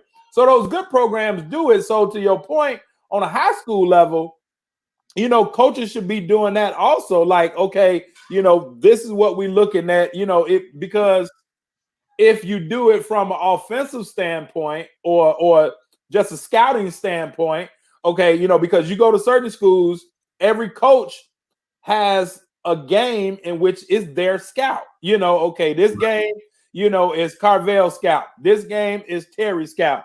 This game, maybe is Rob scout. Now, let's say Jamil is the coach. Now, if Terry give us a scout and it don't work, well, now Terry got to be accountable to it. But I think that it starts with that head coach being able to delegate, man. and being able to know when it's all said and done. As Dre said, like they won't, recruit Chicago or hire him.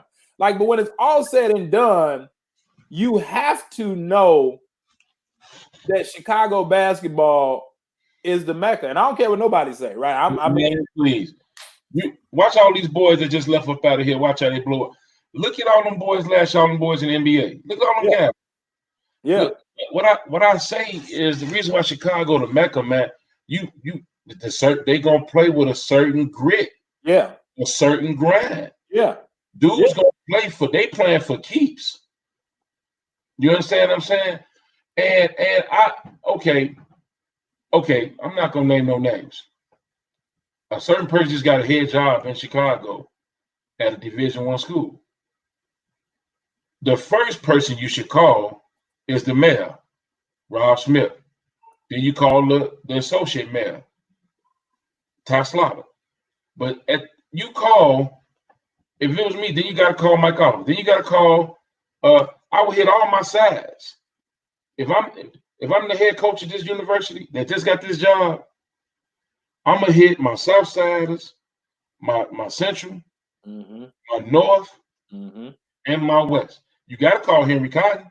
He ain't got, 4 or 5 players in the NBA? You understand what I'm saying? You got to call up north. You got my man, Luke, what's the boy name? The boy in Lane, Nick Lagoba. Yeah. You got to call Nick and say, hey, man, what y'all got? You got to call Parikh Robinson from Parikh Moon Robinson from Prosser. And a phone call after you get the job, that's a 5-minute conversation. Yeah. You do 20 of them a day. Hey, you know what? A coach going to remember that. I'm just saying it's frustrating because I want to see our kids do well. Yep. Yeah. Yeah. And now, And man, look, I'm summing it like this.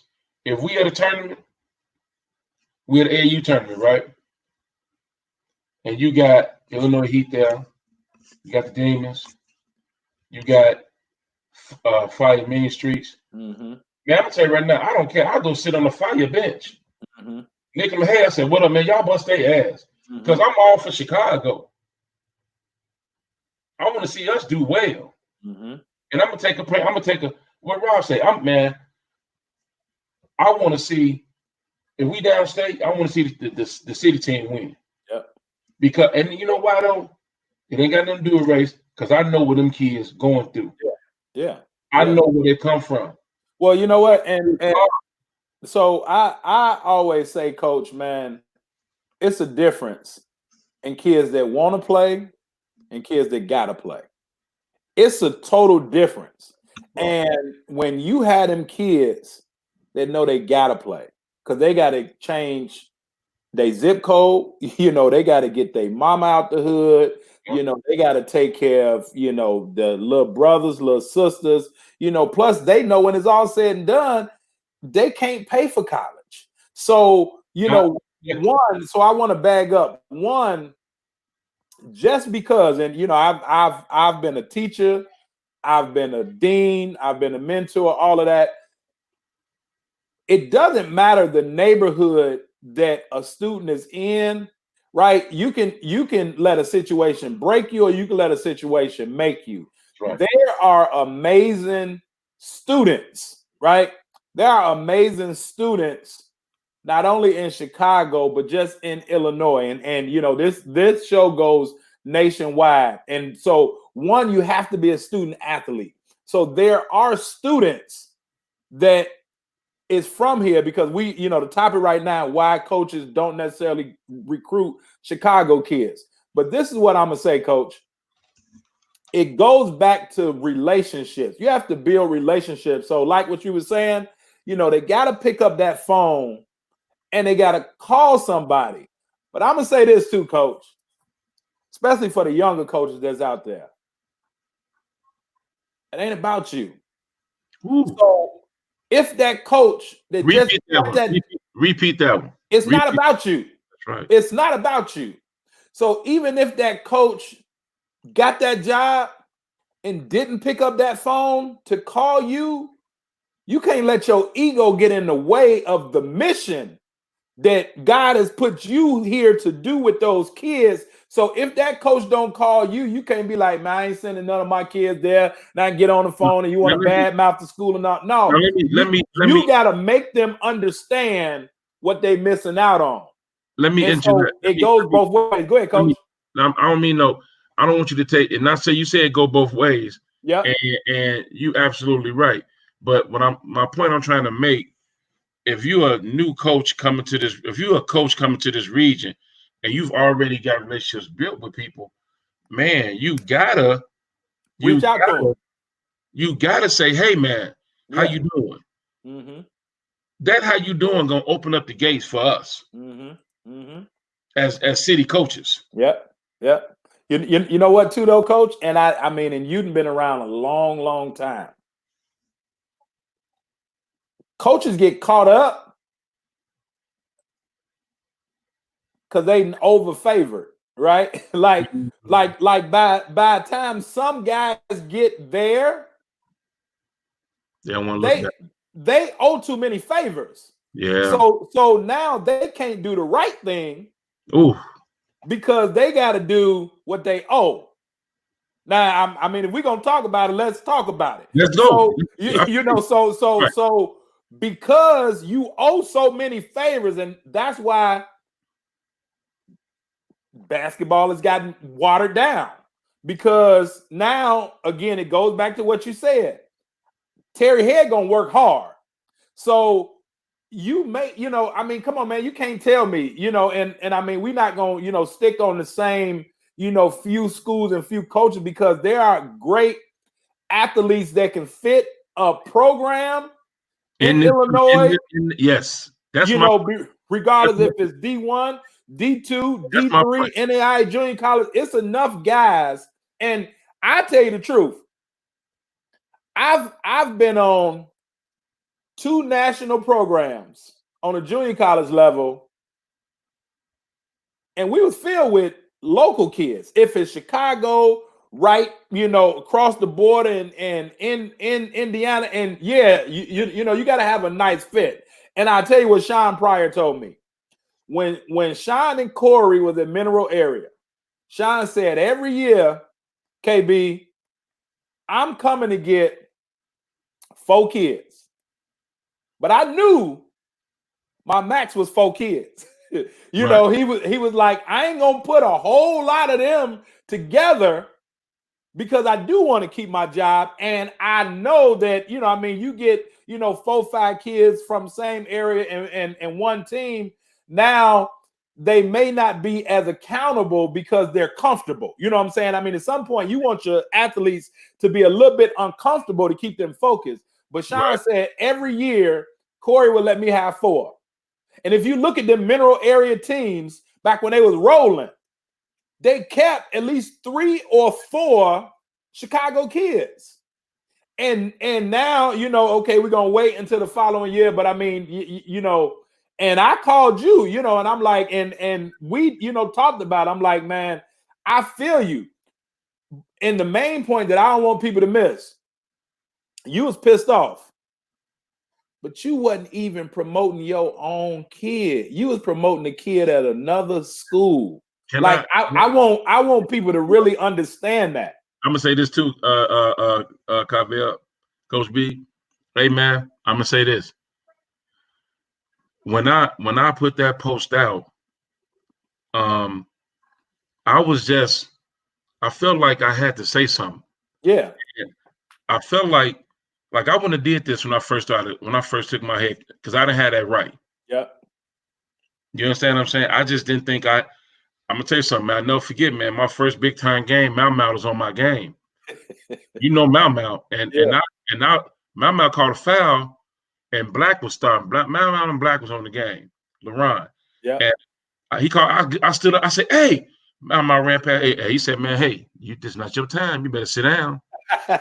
Look, man, and I'm gonna tell you something. Another thing, when we've been in them coaches meeting throughout the city, Yep. and you still had Landon Cox still coaching, Yeah. and all the old heads, Yep. and they would say something, and they asked me, "Hey, you got anybody to be in the All-Star?" I said, "No, man." I said, "We just getting started. It wasn't my time. It wasn't right." Yep. Now, after many years and experience, and I think I got a right to say that, Mm-hmm. and I Right. think I got a right.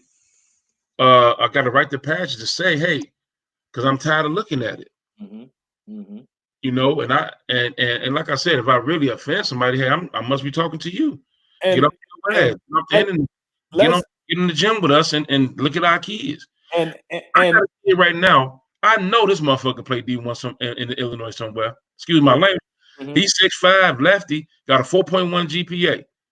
His practice test was a 12. I know he can go play. Mm-hmm. Now, watch how hard it is for me to go get him in school. And he got a game. See, but now let me say this too. Coaches have to, especially on the college level, so for parents watching and young athletes watching, because we've been talking to the coaches for a while, but you got to understand, if a coach is coming talking to your student athlete or athletes, if a coach is coming talking to you and all they talk about is basketball, Don't go. don't go. Nope. Like, coaches have to be just as concerned for the player as they are the athlete. That's right. And a lot of coaches are just concerned with the athlete. So now when something come up, right? Like, okay, I got an issue at home, or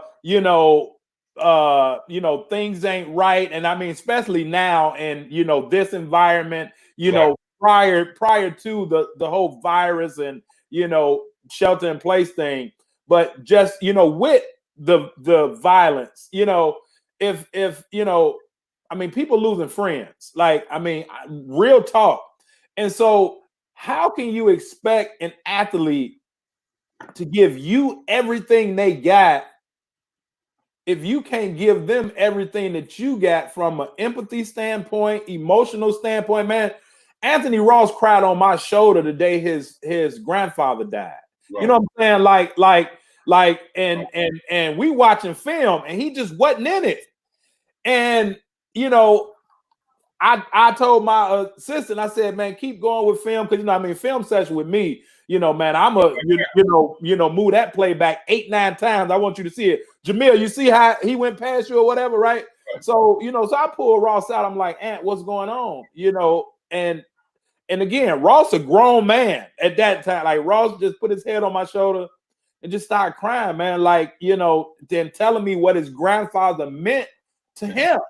And so, like, if I don't take that time to care about him as the person, it's no need for him to play for me because he's not going to play for me no more mentally because, like, man, this dude don't even care about me. So coaches have to, like, learn and know, and that's to your point, come to the gym. Get to know who they are. Get to know some of their tendencies. Relationship with them, call them. And then guess what, man? You getting paid. To do this. So the kid might not chose your college. You didn't waste your time. Because guess what? You talking to another young black man, and he gonna always remember, hey, Coach so-and-so called me and recruited me. I didn't choose this school, but 9 times they're gonna put the ball down one day. You never know where God gonna lead you and fight. You never know what. You might build that kid up. He gonna be the next president. He gonna be a lawyer, and you need a big time lawyer, and he a big time lawyer. You call him up, man. Coach, I got you, man. Remember you recruited me. You offered me a scholarship. You choose your school, but I was appreciative. I'm gonna do your work for free, pro bono. And guess what? I mean, the game is universal. So to your point, if a coach walked in, Michelle Clark, if it's Perspectives, Curie, Simeon, wherever it might be, right? Or what I'm saying, no matter where it might be. And now you coming to look at a kid. Well, at some point, you're gonna see the rest of the kids, right? So, and this is what athletes need to understand too. You always got to be on your A game because somebody's always watching. So now if Coach Bailey come in your gym, and let's say that I'm looking at player A, Shanti, but I see somebody else. Well, if I can't use them, and one of my buddies say, hey, man, I'm looking for this shooter or whatever. And I'm going to say, hey, you know what? You need to go over to Terry Head. You need to go over to Clark because they got one. But on the flip side, though, how is it going to feel? Because Terry Head might have a kid in 2 years and I got a whole new job. But you going to remember the same way that you just said, you going to remember, hey, Coach Bailey, I got one for you now.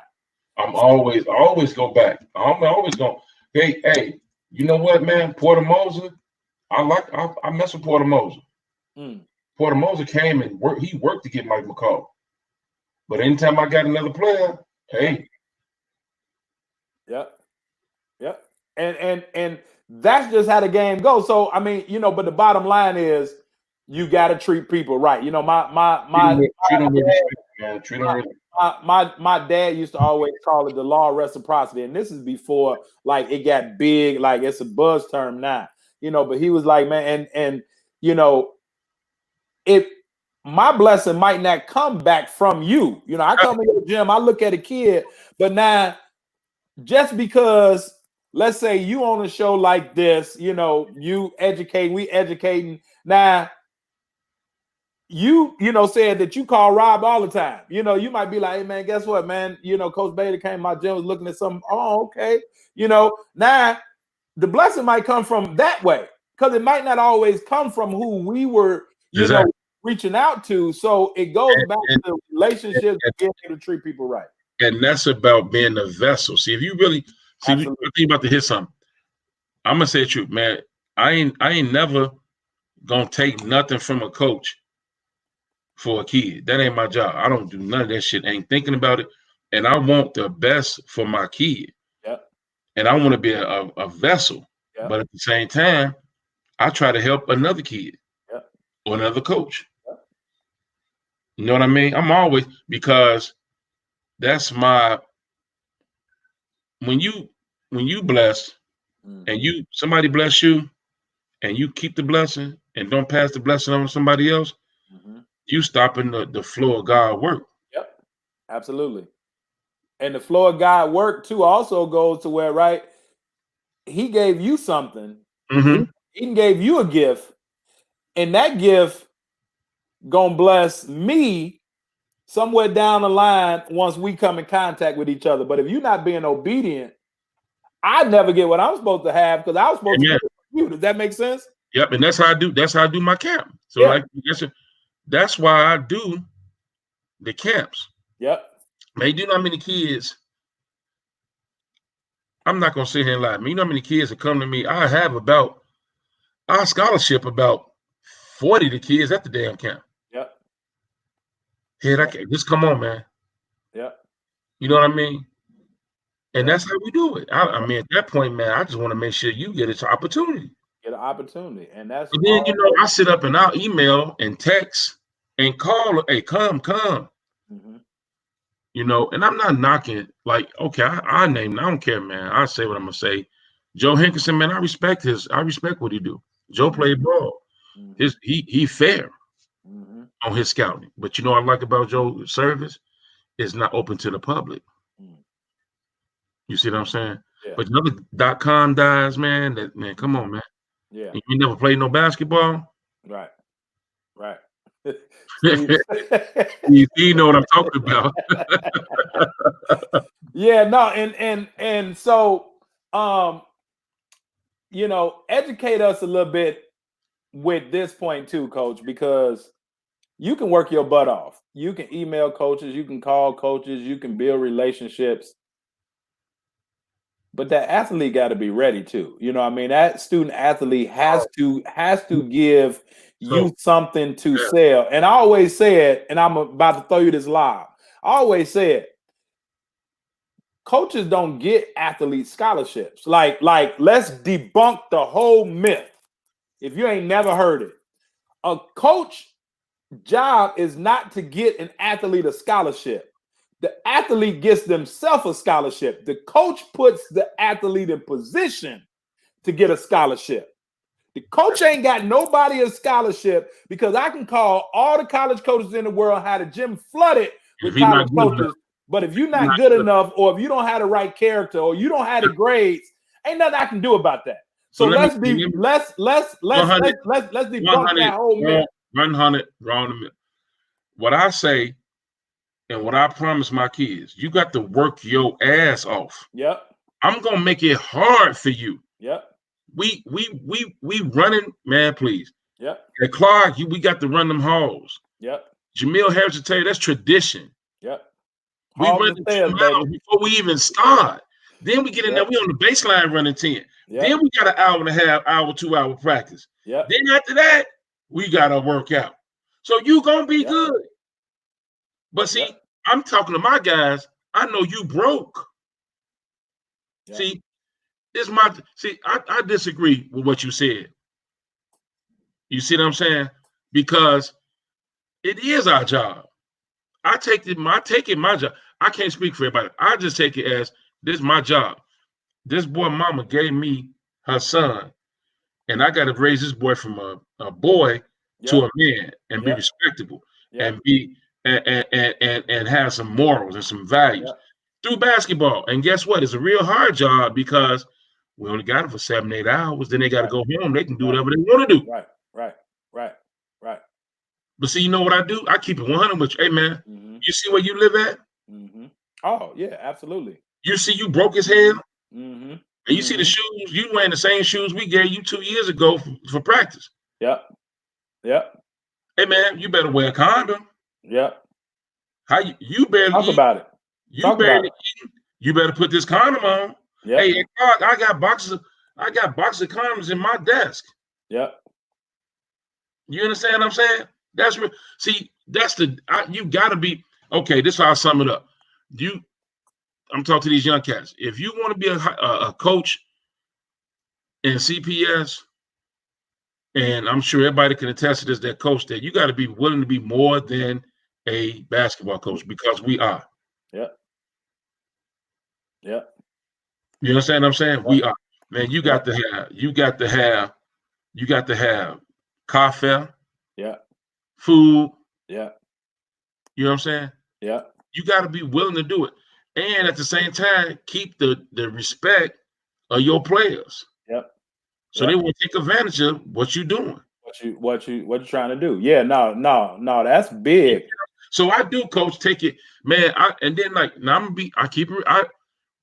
when I first started, like I said, I didn't know how to do it and talk to coaches, get kids, and I thought I'm not gonna lie to you. I thought all my players gonna go D1. Man, should everybody going D1? Then I learned, man, shit, everybody not D1. Hell yeah, because you know what you told me. You know what you told me going back to the Proviso West tournament. You know what you told me when I said, Coach, man, can I talk to Ashanti? And you was like, Ashanti ain't going to no junior college. I was like, damn, T-head. Like, you know, but that good at fun, man. Yeah. But you see what I'm saying? And I wasn't being arrogant, and I wasn't I just, first of all, I want my kids, but see now, me being older, yeah. now you come, hey man, I got him. He is a JUCO kid, and he's good. Right. And that's what I was talking about earlier.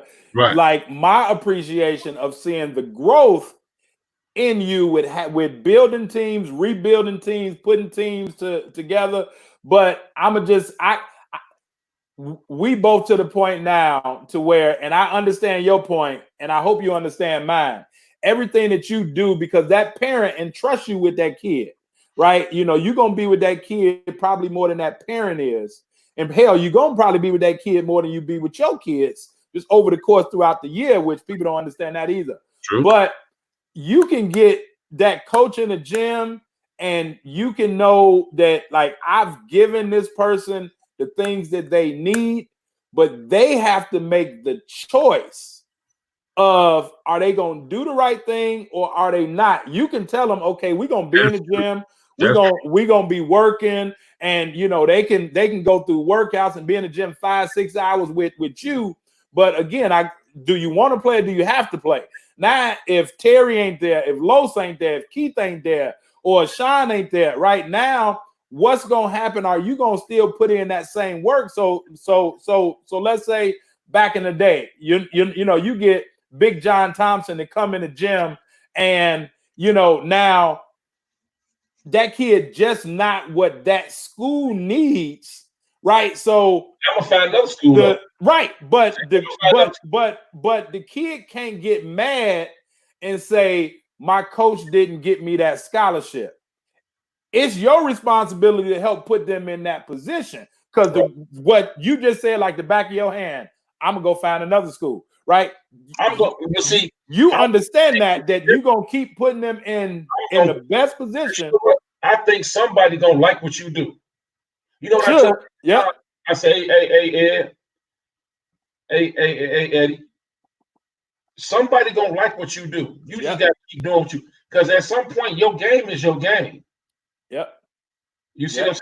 Yep. But it's up to the coach. Now, if I got 20 coaches, them 20, I'm gonna get another 20. Yep. You see what I'm saying? Yeah. Because that's my vision. It's not about, man, at the end of the day, like right now, I still got 3 kids I still got to get in college. I'm not even worried. Yep. Because I'm gonna find the school for the boy. For him. And so now. But see, now, baby, now I'm gonna tell you this to sum it up. That's my job. Now, my job is to get that kid, coach that kid for 4 years, and train him, mentor him, be a father figure, be a big brother, cousin, uncle. Now, at the end of this, get him in school. Check this out. But you different, T-head. Huh? You different. Let me tell you this. If he get there and it don't work out, now that's on you. Right. And that's what I'm saying, right? Like, you know, at some point. But see, when we gotta let the kids take, no, the kids gotta be accountable that's right. for what That's they right. do. But I'm saying that you know better. You see, you gon' my thing is, man, I tell my guys, you not gonna have, and I told Shorty this, Ashanti, all of you not gonna have an excuse and say I didn't know. Didn't know. But see, that was my thing. I knew. I didn't know. Because Coach Bonk didn't do this. He wouldn't have hugged me, and he wouldn't have hugged. And I'm crying. Hey, motherfucker, what you crying for? You know what I mean? Yeah. So that's the part that I'm different. Yeah. But see, at the end of the day, them kids gonna know, man, Head got my back. He really cared about me. Yeah. But I'm gonna be in your ass. Yeah. You got your back. But check this out. When you go to school, if you mess that up, it's gonna be on you. Yeah. That's my whole thing is to get them into that school. Like my principal, man, I love my principal, Mr. Anderson, man. He even got on me now. So you just want them to go to school, and when they mess up, it ain't on you no more. Like, man, what more you want me to do? But he right. You gotta call and check on him sometime. Because man, it's different, man. These kids goes back to that whole, a relationship thing, like what you said at the start of the show. You and if you do right by people, right, people will show you their gratitude the same way that you said with Vontae and them. You just ask them, just come back, right? I don't need nothing, just come back. Well, how honored do they feel for you to even want them to come back and give some of that pride, give some of those, lessons that because they've been through it. So, I mean, both have to do work, the players as well as the athletes, can I jump to something on that, Coach? Go ahead. What I tell my kids at Clark now, we don't talk about Foreman. Yeah, it's old news now. Yeah. I told them, I said, man, y'all, we building a new tradition now. Yep. So I don't talk about Foreman to my guys no more. Yep. You know what I say? When I was up north. Yeah. I never mentioned Foreman no more. Oh, I love my kids at Foreman. Them they're my guys. Yeah. Them my kids. Them my boys. Yeah. But what I do now, I say, hey. I tell my kids at Clark, we building a whole new tradition. Y'all part of it. And I tell y'all gonna be, I said, as long as you bounce that basketball, you're gonna be a part of Cherry Head life. Yeah. Yeah. And I said, you're representing, I got this thing here I meant to share. It's 4 B's of basketball.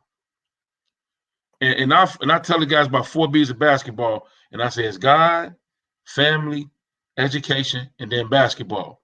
And you represent yourself in that order. And then I tell them, like I tell our Clark kids, hey man, when you go outside, you not just representing your family. Yeah. At home, you got your family here at Clark. Absolutely. And then you got me. Yeah. So we producing, I said, I don't want to produce nothing but success. Absolutely. Yeah. If you're thinking weak, like I got a whole thing, man, I got about 4 kids that all we can do is go through text. They ain't texting me back yet. So I'm gonna get them. We got this thing now we're doing at Clark. We're doing Zoom meetings or the Google meeting. And I told them, hey, if you missed the Google meeting, that's like missing practice. Yeah.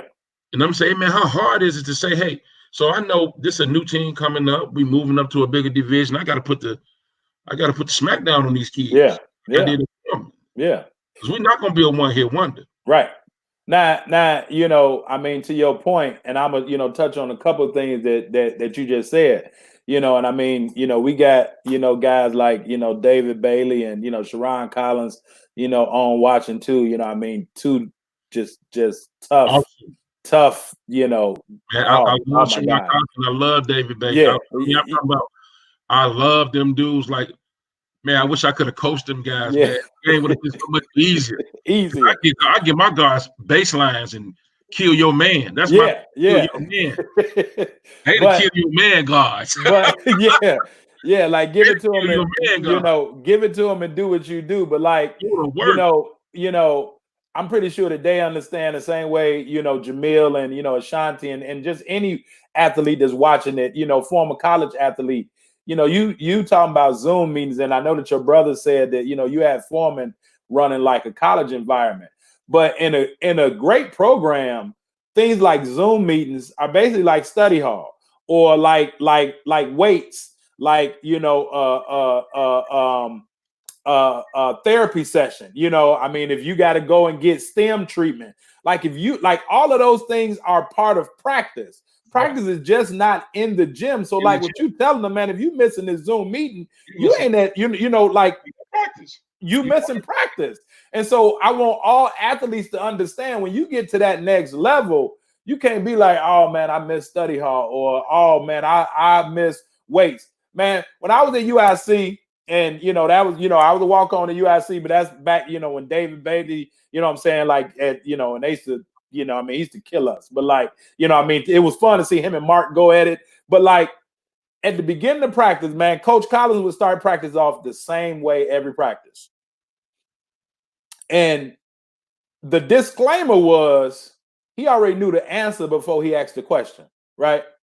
He would walk in practice and he would stand at the free throw line, have us all lined up on the baseline, mm-hmm. and he'd be like, okay, who all missed class today? Who missed weights? And they know it. Oh, and that's why I say he knew the answer before he asked the question. But now he was teaching us character, right? Character, integrity, being Right. truthful. Like if you miss, come on, step out, be accountable, deal with what you got to deal with. Who ain't go to waste with Markov? Okay, coach. Instead of like we had a weight program at UIC, and I had never seen it done nowhere before. But you talk about stations. He would put us through a circuit.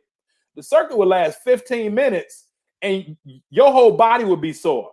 But it would be before practice so that you got time now to go get the treatment and the training room and all those things. But like if you didn't do that, he'd be like, okay, Markov, take him downstairs and give him a double, and then you got to come back up to practice. Or if you miss class, so like he was teaching us, as I said, those life things, but he already knew the answer. So like most time to these young athletes, when a coach is asking you something, they already know it.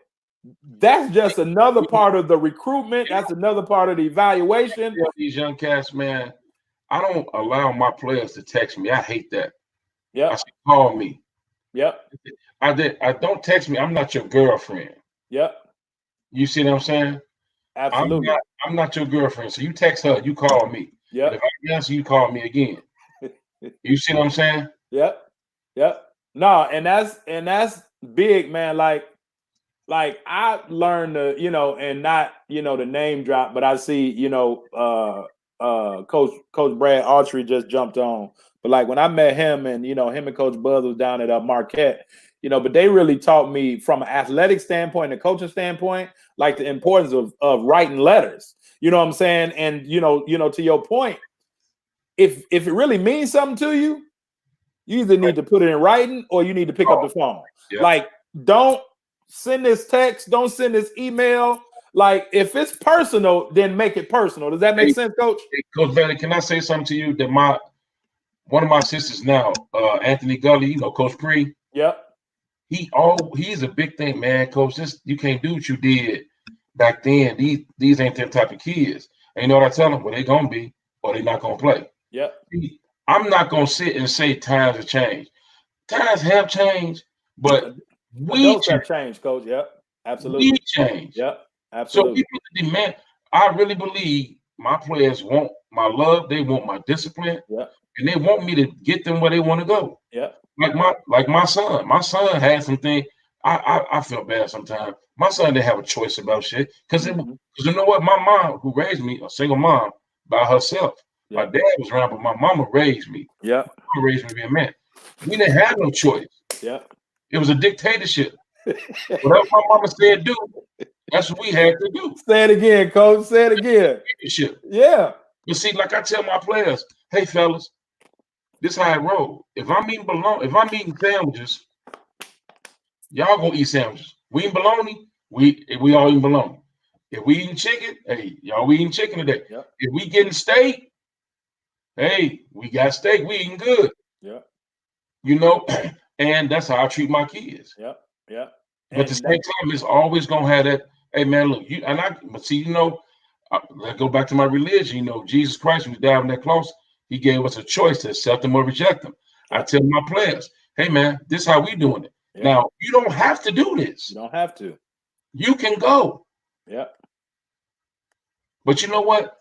Out of all the years I've been coaching, I only lost really 1 or 2 kids that transferred. Mm-hmm. Because Mm-hmm. I always tell them, I got what I do now. I tell the kids when they don't have nothing to say, you telling them right. Yep. Yep. You see what I'm saying? And So that's how I do it, man. I just tell them, hey man, look, this is how we're gonna do this. and Or and go home. in all honesty though, coach, and all basketball players aren't scholars. All basketball players aren't thugs either, right? But I've never, I've been coaching and working with kids. I tell people all the time, right? Tim Anderson, that's at DePaul now. He was my first point guard when he was 9 years old. That was in 1993, right? But to the point that I'm making is that it goes back to, you have to learn the person for themselves, right? You got to learn that person. But I've never met a youth. I've never met a youth that deep down inside really didn't want direction. Oh man. Right. So many, The worst one. I'm talking about the worst ones, the worst one. Gunslinging, selling dope. Yeah. And they want you to come and talk, man. They want direction. So I work best with the ones that's, man, I love them cats. So, to your point, they haven't changed, right? This wasn't around, right? Where we could get caught with a lot, but the adults have changed, right? Yeah, times is different, but everybody's scared, man. Everybody's scared to do them. Yeah. If you this is what I say, and this how I say, Coach Head, I talk to myself. When you talk to yourself, you should ask yourself. So I say, T Head, man, go on and do what you do. Say that again, T. Say it again, because people miss that. You talk to yourself, you just can't answer yourself. And I say, man, go on and do what you do. Yep. And don't worry about what it. Hey, baby, can I tell you? Yeah. That's why we was winning that clock this year. Mm-hmm. I'm gonna be honest with you. I said, and I ain't even went back to the old T Head. They about to get the whole new. They about to get the double cheeseburger version of T Head next season. Right. You know what I'm saying? But I just tell myself, man, if you doing it from your heart, absolutely, and doing it the right way, absolutely, and it's genuinely coming from your heart, you have no ill intentions, but to help your kids. And I'm not gonna lie, I want to win, shit. So I want to help my kids. I put them first. But the root of this is to get some fucking W's. Yep. That's what we want to do. So to get the W's, okay, Coach Head got to make sure his players in study hall. They gotta be on time for school, in uniform, in study hall, and doing exactly what I tell them to do, so we can get these W's. And the kid coming along, this your choice. If you want me to let you sugarcoat it, man, I got a kid right now, man. I don't let him get no B's because I know you're an all A student. Right. But I got kids that I know, man, this dude giving me a D. Man, I push him for the C, but I know they're giving you all that they got. Yep. And that's all that you can ask for. You just want kids to give you all that they got. You're gonna juggle your team. Yeah. But at the bottom line, everybody got to do what we set out to do. Everybody got to do what I say do. Yeah. And so now, and as we starting to, close out, man. And I really love and appreciate, this conversation, because we went some places tonight, that we haven't really went on the show. I mean, people that talk to me, we have these conversations, but we really haven't went there on the show. So I appreciate you, bringing it out, and we talked about it. It's some things we're going to talk about, and let's really get into it. So I really appreciate, the time and the dialogue back and forth. But I'm going to tell this story because, I'm not going to let you go without, paying homage and giving you respect. Again, we talk about building the program at Foreman, then rebuilding the program 4-5 years later. and now building a whole nother program. Like, so, you know, with what me and Jamil do, you know, with our program and, you know, character development, social emotional learning, you know, and so, you know, as vendors and we go into the schools. And so we was on the west side, you know, we were at Spencer and like we was right around the, you know, corner. And I had told Shorty, I said, man, I'm a, you know, roll by and just check on T Head. You know, I mean, I've stopped up at Simeon sometimes. Again, I study coaches, you know, and I like to see what people that I respect do because I'm a student of the game. You know what I'm saying? I'm a student of life. And I mean, you know, you can attest to it.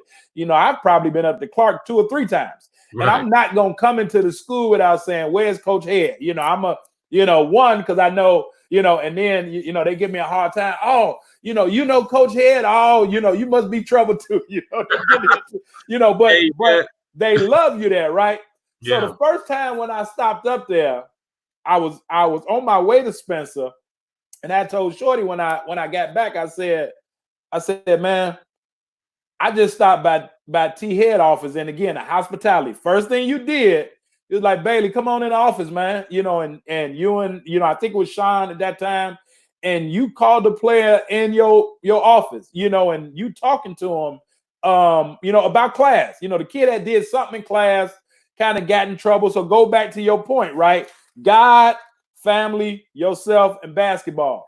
And so, you know, and I don't want people to think that you just talking because we on, you know, live and we on Life and Basketball show, but you told the kid, you know, like, one, you can't act this way. And then you explain to him, right? So you didn't just tell him why, you know, like what he couldn't do, but you explained to him why he couldn't do it. So it was that teachable moment again, right? Right. And for those people that know Terry Head, you know, he ain't say it like that, right? You know, he said it in his own way, you know, and I'm sitting there, and then you told the kid, you was like, man, do you know who this is? And you pointed to me, and you was like, man, this is a college coach. And, you know, you was like, and so I ain't gonna sugarcoat nothing in front of him. So I want you to talk about, one, the importance of telling coaches the truth about kids, one, but then two, you suspended the kid. And you told the kid, man, you can't practice today, and I don't think you're going to be part of my team. And I never forget, Sean was looking at you like, gave you one of them looks, like, hey, man. And, you know, you was like, and y'all kind of went back and forth. You was like, look, man, I don't care. Like, this dude ain't bigger than the team. And after the kid walked out, I found out he was your best kid. You was like, Bailey, man, that dude can play. You know, but you was like, but he won't be here acting like that. So going to your point about the old T Head, I don't think the old T Head has left, but you've just been, let's say, in transition, because now you've been in building mode. So now y'all back to the Red West, you know, the one and back to the Red West. So before we get to the Red West, can you talk about the importance of, you know, because you just said you're gonna work for your athletes, but I think it's so many coaches out here, or so many programs, right? Like you say, the internet recruiters, the internet scouters, you know, the street agents, whatever, and they're lying to coaches about kids. Can you talk about the importance of telling the truth, man? The importance of telling the truth is real simple, man. When you telling the coach about a player, you better tell him the truth, because he's not gonna ever listen to you on another kid. Tell him about it. I even called and apologized to a coach because I was like, Coach, I'm sorry, man. This kid, truth be told, man, I had a kid. The parent asked me. The kid is at a Catholic school in the suburbs. Okay. And asked me to help him, and I said sure. And I seen film on the kid. I hadn't watched the kid with my own eyes, but I remember him. I'm like, man, he good. Okay. So I took my man out from Ryder. My man from Ryder, I forgot his name right now. I can't remember his name. I said, hey, man, come watch the kid. And the kid sucked. I said, dang. What happened was I had a chance to see the kid. We went to Valport camp this summer. Yeah. And I was like, man, this kid is horrible. I said, Coach, I'm sorry. Please don't think I'm like lost my eye or something. Damn, but the importance of telling the kid, now, hey, Coach Bailey, can I tell you the truth? Yeah. I didn't lie for a kid too. And what I mean by lie for him, the kid probably didn't play that well, or I know what the kid can do. Can do. He just didn't show it, Yep. or he don't show it. Yep. Yep. And I say, Coach, man, you got to give him a look, you know, But that because ain't really lying. You're just buying them a little bit more time. there it Yeah. is. Yeah. Man, time because I know he gonna do it. Yeah. But you know, you got to be straight up with these coaches. And you know, like I asked a coach recently about one of my kids, and I said, man, just take my word. He said, Terry, your word is good enough for me. I'm gonna send over some stuff for him. Thank you. Yeah. So I appreciate that because that's the relationship in the years of me doing it the right way. Yeah. And I want to touch on, like you said, about the best kid. Man, sometimes you got to. You know the day I'm talking about, right? You do know. Yeah, I remember that day, man. That was big. That was big week, man. I'm like, you're not gonna make it here, man. Yeah. And you gotta go. Yep. You know what I'm saying? You. That's my thing now, man. I mean, before I think as when I was younger, I had a lot more patience. Now, man, I'm like, because I feel like it's no time. Right. I don't feel black folks got time to be wasting around Yeah. and playing around and lollygagging. Yeah.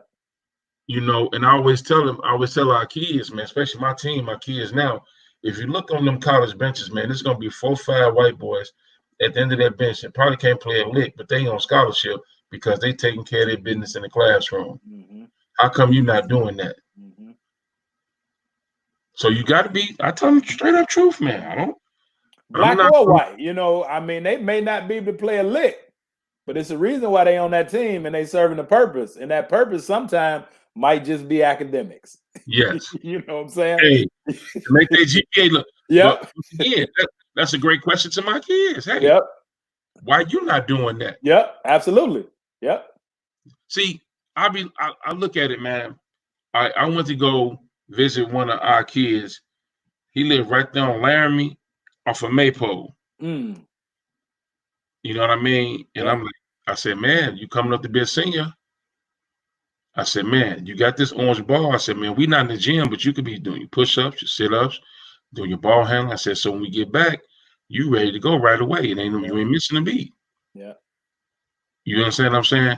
So, man, you just gotta, like I said, keep working, man. Gotta work. You gotta keep working.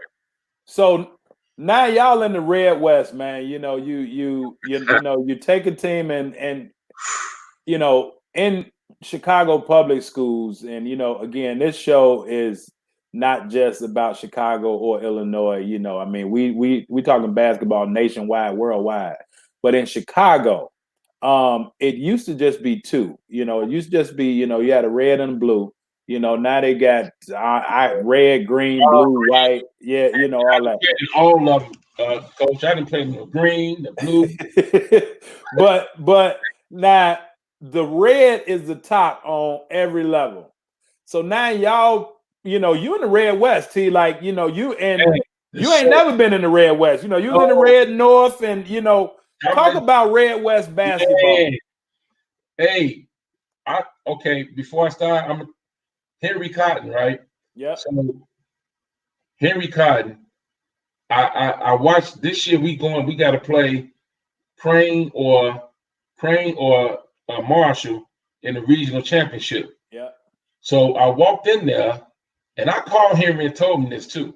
I walked in the Christ the King, and I said, man, we want to play Marshall because, man, shit, they beat us at Christmas time. I want my lick back. I'm always, you know, I'm a sore loser, so I always want my licks back, and you know. So I said, man, we went in there, and I watched Marshall and Crane play, and I'm sitting next to Coach Pre, my assistant. I said, man, Marshall playing so hard. I said, boss, I'm hoping to pray and Crane win this game. I don't want to see no part of Marshall.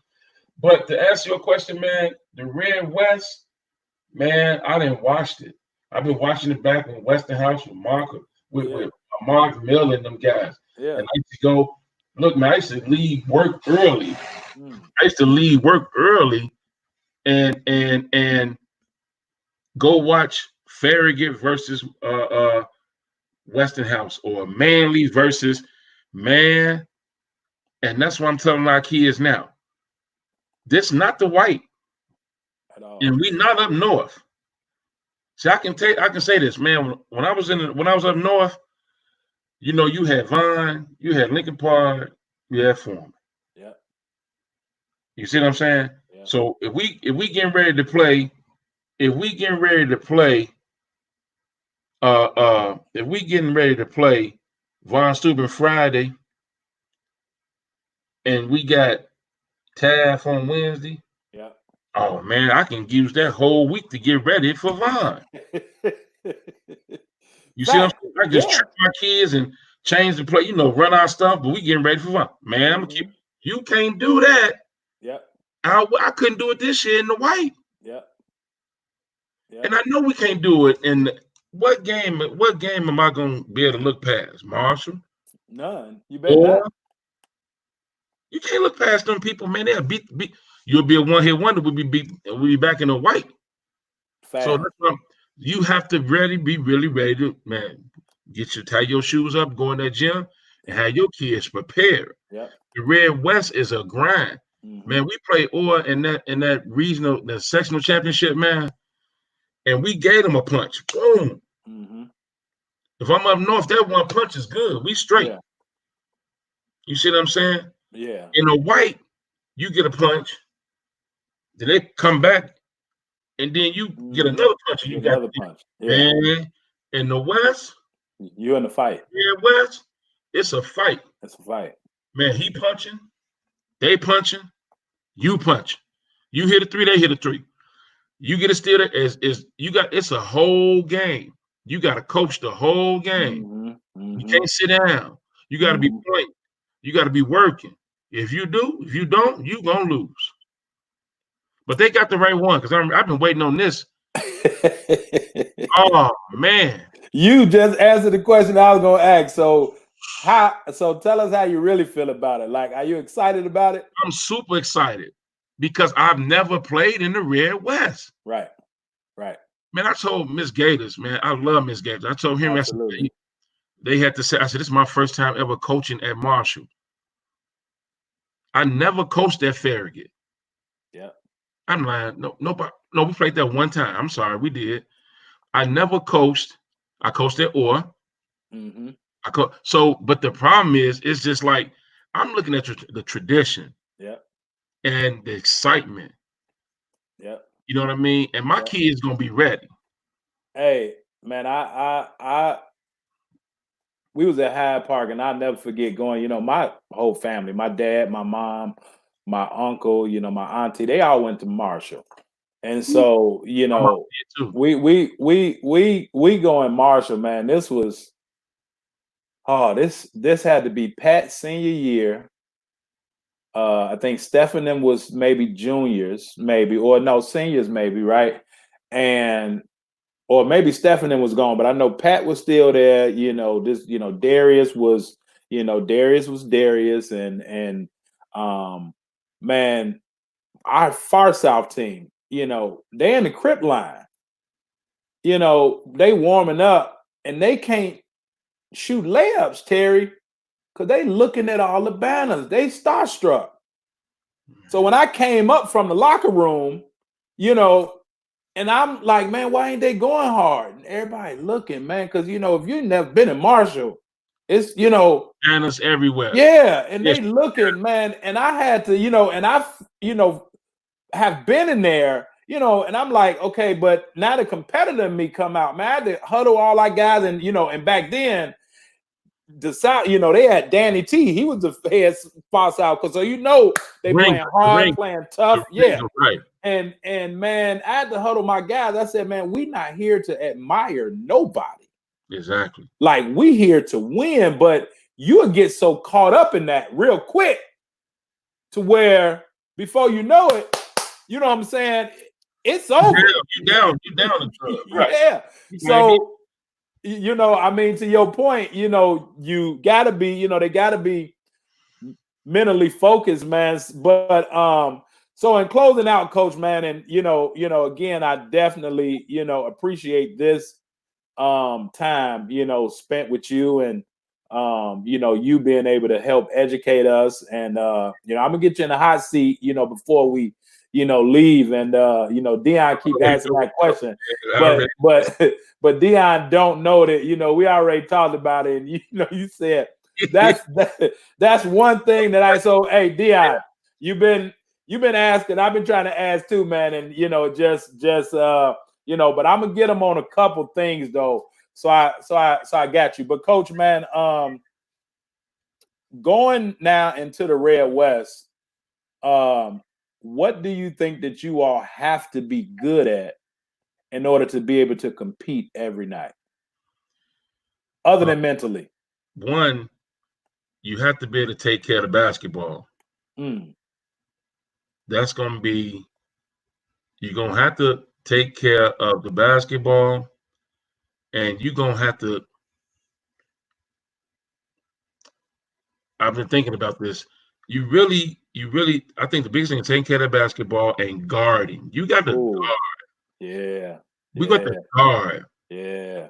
You understand what I'm saying? Yeah. Like, you're not going to, I'm just thinking about, Coach Bailey, how hard I'm going to have to practice every day. Yeah.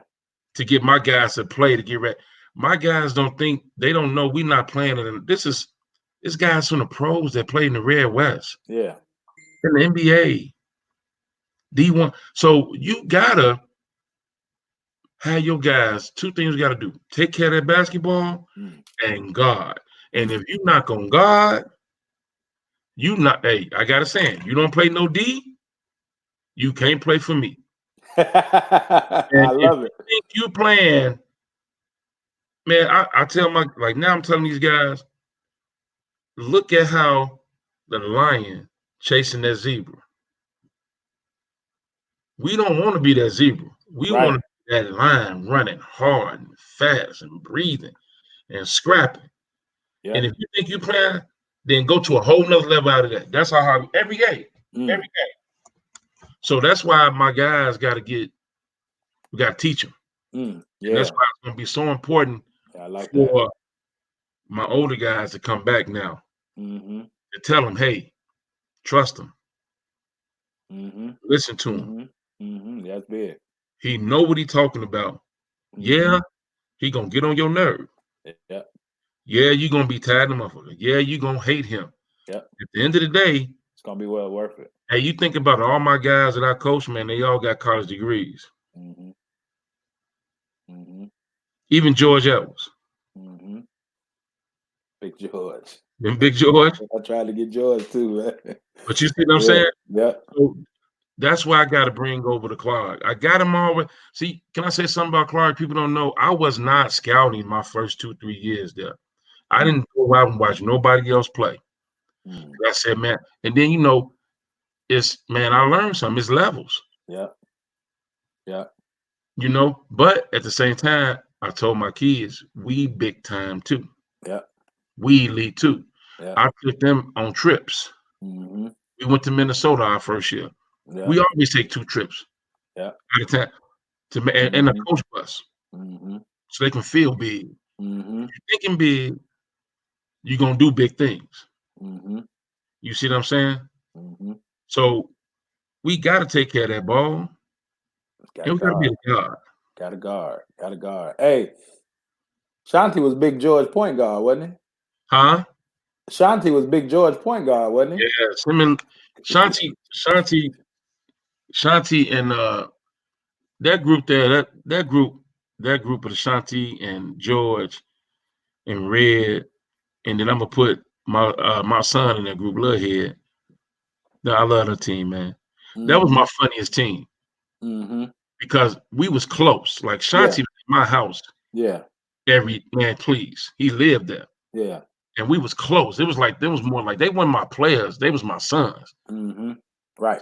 We ate, sleep, we traveled, we did everything. Right. You see what I'm saying? Right. He's been that band. Hey, man, them dudes, I know one thing, Shanti hated going to Fast Time. We be in Pittsburgh, then we leave Pittsburgh for the Milwaukee. They go to the next one. Man, we be in Indiana. He like, man, what, man, shut up. I had a right to smack his ass because that was like my son. You know what I mean? But them guys, all of them was like that. But that group, man, them dudes are so funny, man. Yeah, man. Hey, so coach, let me ask you this, man.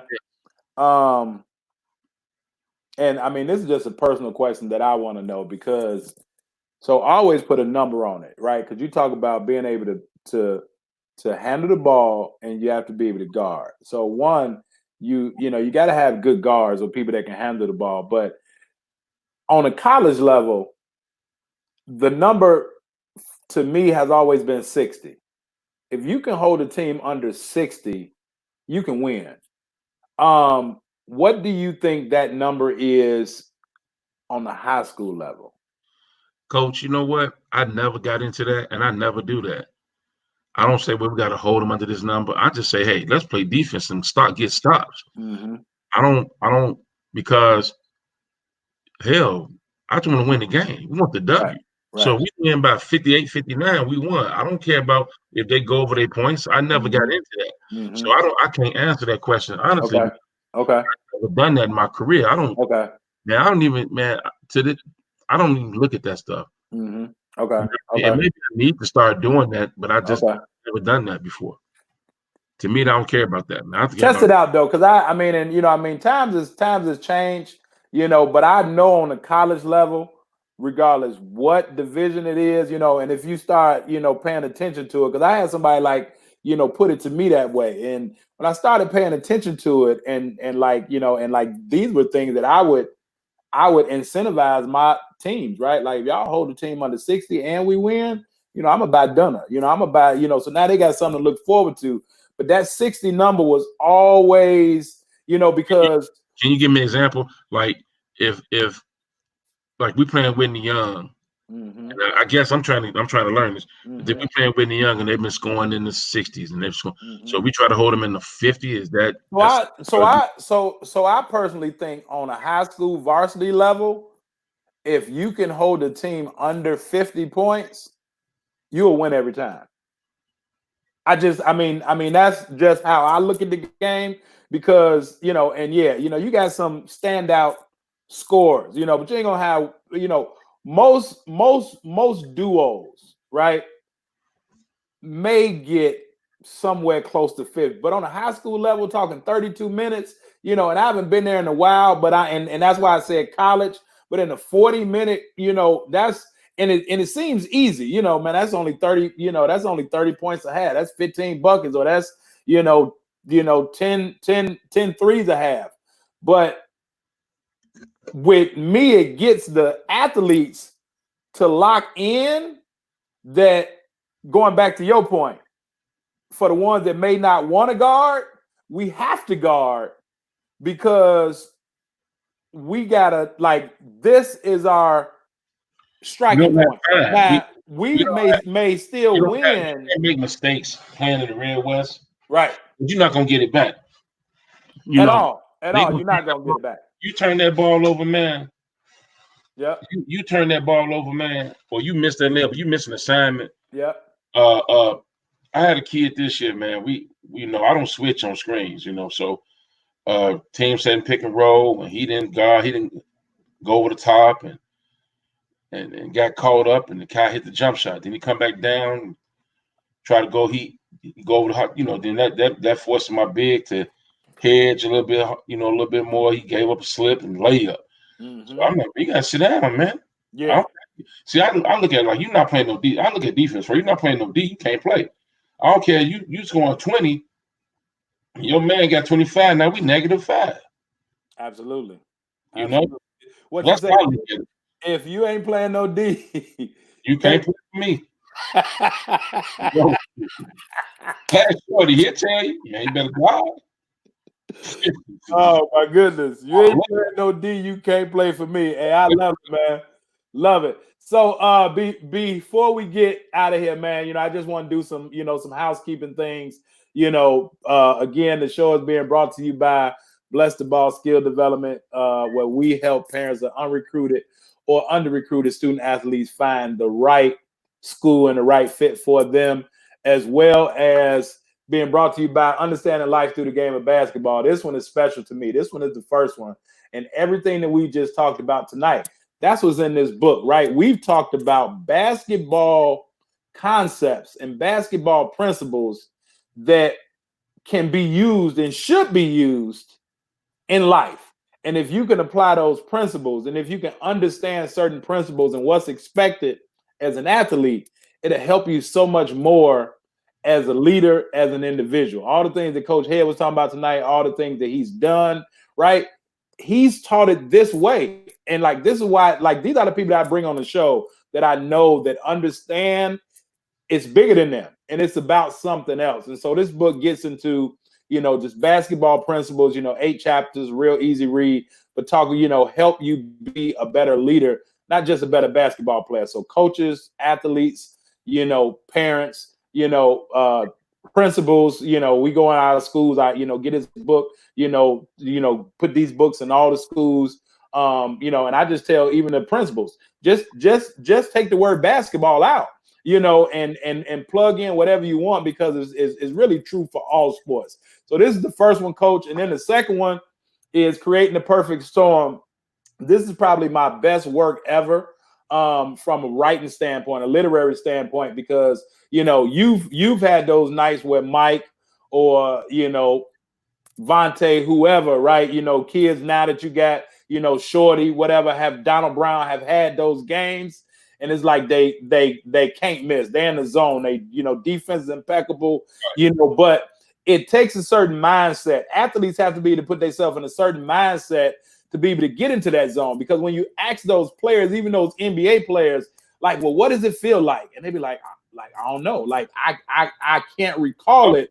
Right. But they know that they had to put themselves in a certain mental space to be able to do that. So this book here talks about how development, experience, and your performance create what I call the perfect storm. Now, once you can manufacture that mindset into how you should be, like, can you see the moment before you get in the moment, if that makes sense? And so how do you then put yourself there? So now once you're there, you're not in, you're not starstruck, you're not in awe, none of that. You can keep going. So, this book is great for all athletes. So you actually get both books in a bundle, Coach. So you get getting the camera. You get both books, as well as a bonus, I throw in the first 2 seasons of this show, right? We're on our 4th season now. This is our 26th episode, that you've blessed us with, but this is, I don't call it a podcast. I don't call it nothing.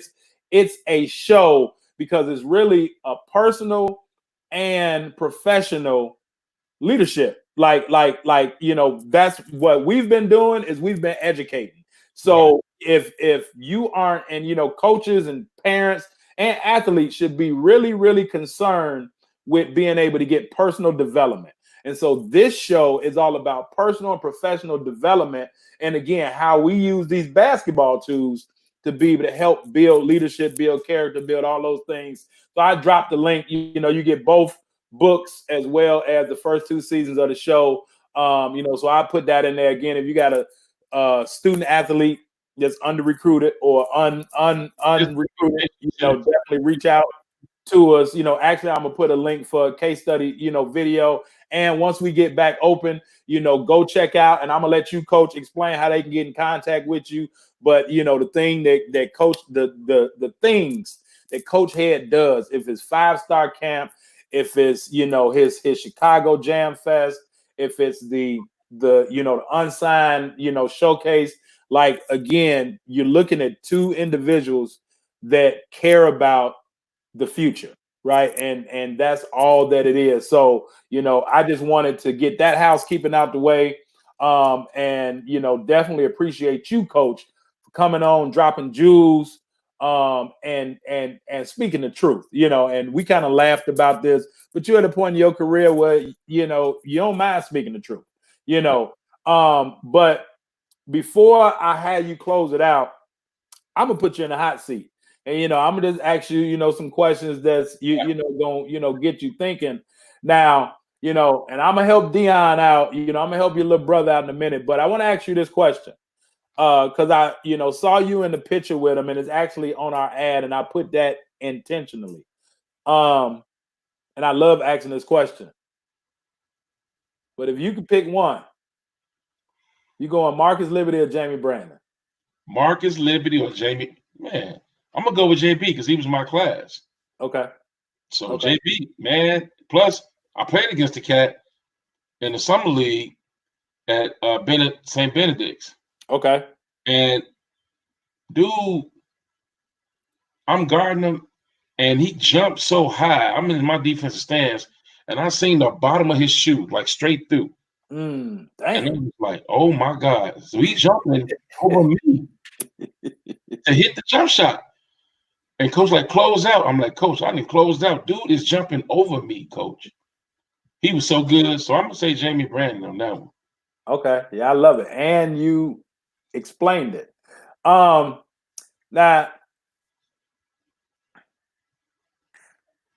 out of all your programs,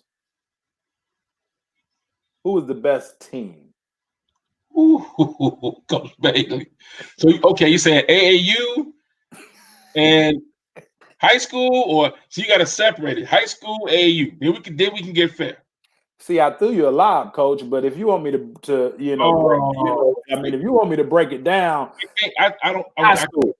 high school, man. Mm. Who's Coach the Bailey. best team? I don't think I said the favorite. Who's the best team? Who's the best? Okay, man. So you got that first team we had with Donald Brown as a freshman with Irvin Spilling them. They was good, man. They brought us. You got to understand, Donald Brown, man. Donald Brown shot us out the green, the blue, and got us in the red in 4 years Mm. with two different classes because he had Jamil as a freshman and a sophomore. You see what I'm saying? That team in '05, they started as freshmen. So what year? But then that 2000 team, man, them dudes was top one and number one and number two in the state, and they was top 25 in the USA Today. Man, please. But that's still Carl White, man. Carl White and them had a good team. We was winning. See, we won that conference up there so many years in a row. I can't remember. Who was the best team, Coach? The best team, man. Whew. And I mean, I don't even think it's, I mean, you could look at record, you could look at how far y'all went. I don't know, but who was the best team? I'm gonna say that team that started us out and got us going at Foreman. I'm gonna say that first team because we wouldn't have we wouldn't have the tradition that we had at Foreman without them cats, without Spiller, Boo Collins, and Punkin and them. Them guys, they was good. You gotta say they won a Green City championship. Yeah. Okay. So you was gonna get to it. Which AAU team was better than all of them? Damn. Oh man, I had a lot of good AAU teams, man. I'm gonna say, and that team with Chris Singletary, Jonathan Peoples, and them guys, man, it was like 8 Division I cats on the team. Jamil Harris, Jonathan Peoples, Rob Eppinger, Chris Singletary, Corey Hughes, Marcus Rufford. He played at St. Louis. Them guys, them was some. Man, we was beating everybody. We went to Ohio. That's why I get them the nod. We won the All Ohio Red tournament in Ohio when Jerry Watson was running at Ohio State. Them cats went there and won that thing. Okay. They was good. Okay. All right. Now let me ask you this one. Who's the best basketball player that you've seen with your eyes? With your eyes. With my eyes. Personally. High school NBA or you said high school basketball player? High school who's the best high school basketball player you've seen with your eyes? Man, Derrick Rose. I like that one. Why? Man, I watched Derrick Rose as a kid grow all the way up, and I knew he was going to be a pro. Mm. I knew, and you knew it, but you know why I knew it? It wasn't because Now, pause for a second. Let's paint the backstory. Terry Head has worked nationally, like 5-star camps nationally. So yeah, you've seen players all over the country, yeah. right? So you ain't just keeping it home to No, keep it home, right? no, I just want to no. put that out there I so coached that that. everybody understands it. I coached a lot of guys. Yeah. Man, 5-star was man. I was at ABCD camp. Yeah. I was at the ABCD camp. I done seen Lamar. I done seen them all. Reason why I say Derrick Rose, you know why, Coach? Man, I was running my Chicago Jam Fest. Mm-hmm. I was running Chicago Jam Fest, Mm-hmm. and you know you got to clean up the gym some. Yeah. So I got all these elite players over there. My own team too. I say, man, can y'all go over there and take the garbage can and get the garbage up? You know, the first person that said did it and done it was Derrick Rose. Wow. And he went and he was, I said, man, I told my wife, I said, baby, that kid is the best player in the gym. And he the most humblest. He walking around picking up garbage off the floor. Yep. And he right now he's like one of the elite players. Man. And then after that, I said, here, I was putting $100 in his hand to tell him, thank you. He said, Coach, she said, T, I don't need that. Man, thank you. Thanks for having the tournament. I said, man. I hugged him. I said, man, stay how you are, man. Yeah. You're gonna be a great pro. And that's what that's why I say him. Wow. Wow. Great kid. Okay. Best basketball moment as a player or coach? My bet, it's all coaching for me. My best basketball moment as a coach was going in to beat Von Steuben. I got you. Going in to beat Von Steuben at Von to win the Red North for the first time. And it's tough to win in that little bitty damn gym. Oh my God. And having the opportunity to coach at Michelle Clark and win and get to the Red when we won it this year. Because nobody thought we was going to do it. And everybody, you know, people don't want to see you be successful, but when you get there, they gotta respect it. Everybody friendly with you. Yeah. Yeah, they really don't want to see you win and be successful. But when you have to break down doors. You gotta say, man, I'm here. Fuck this. Let's go. And take it. And when you get there, when you get your foot in the door, you get 2 feet in the door, then you just go crazy. Yep. Yep. Yep. And don't look back. Yeah, I love that. Keep on pressing forward. Keep putting don't the look back.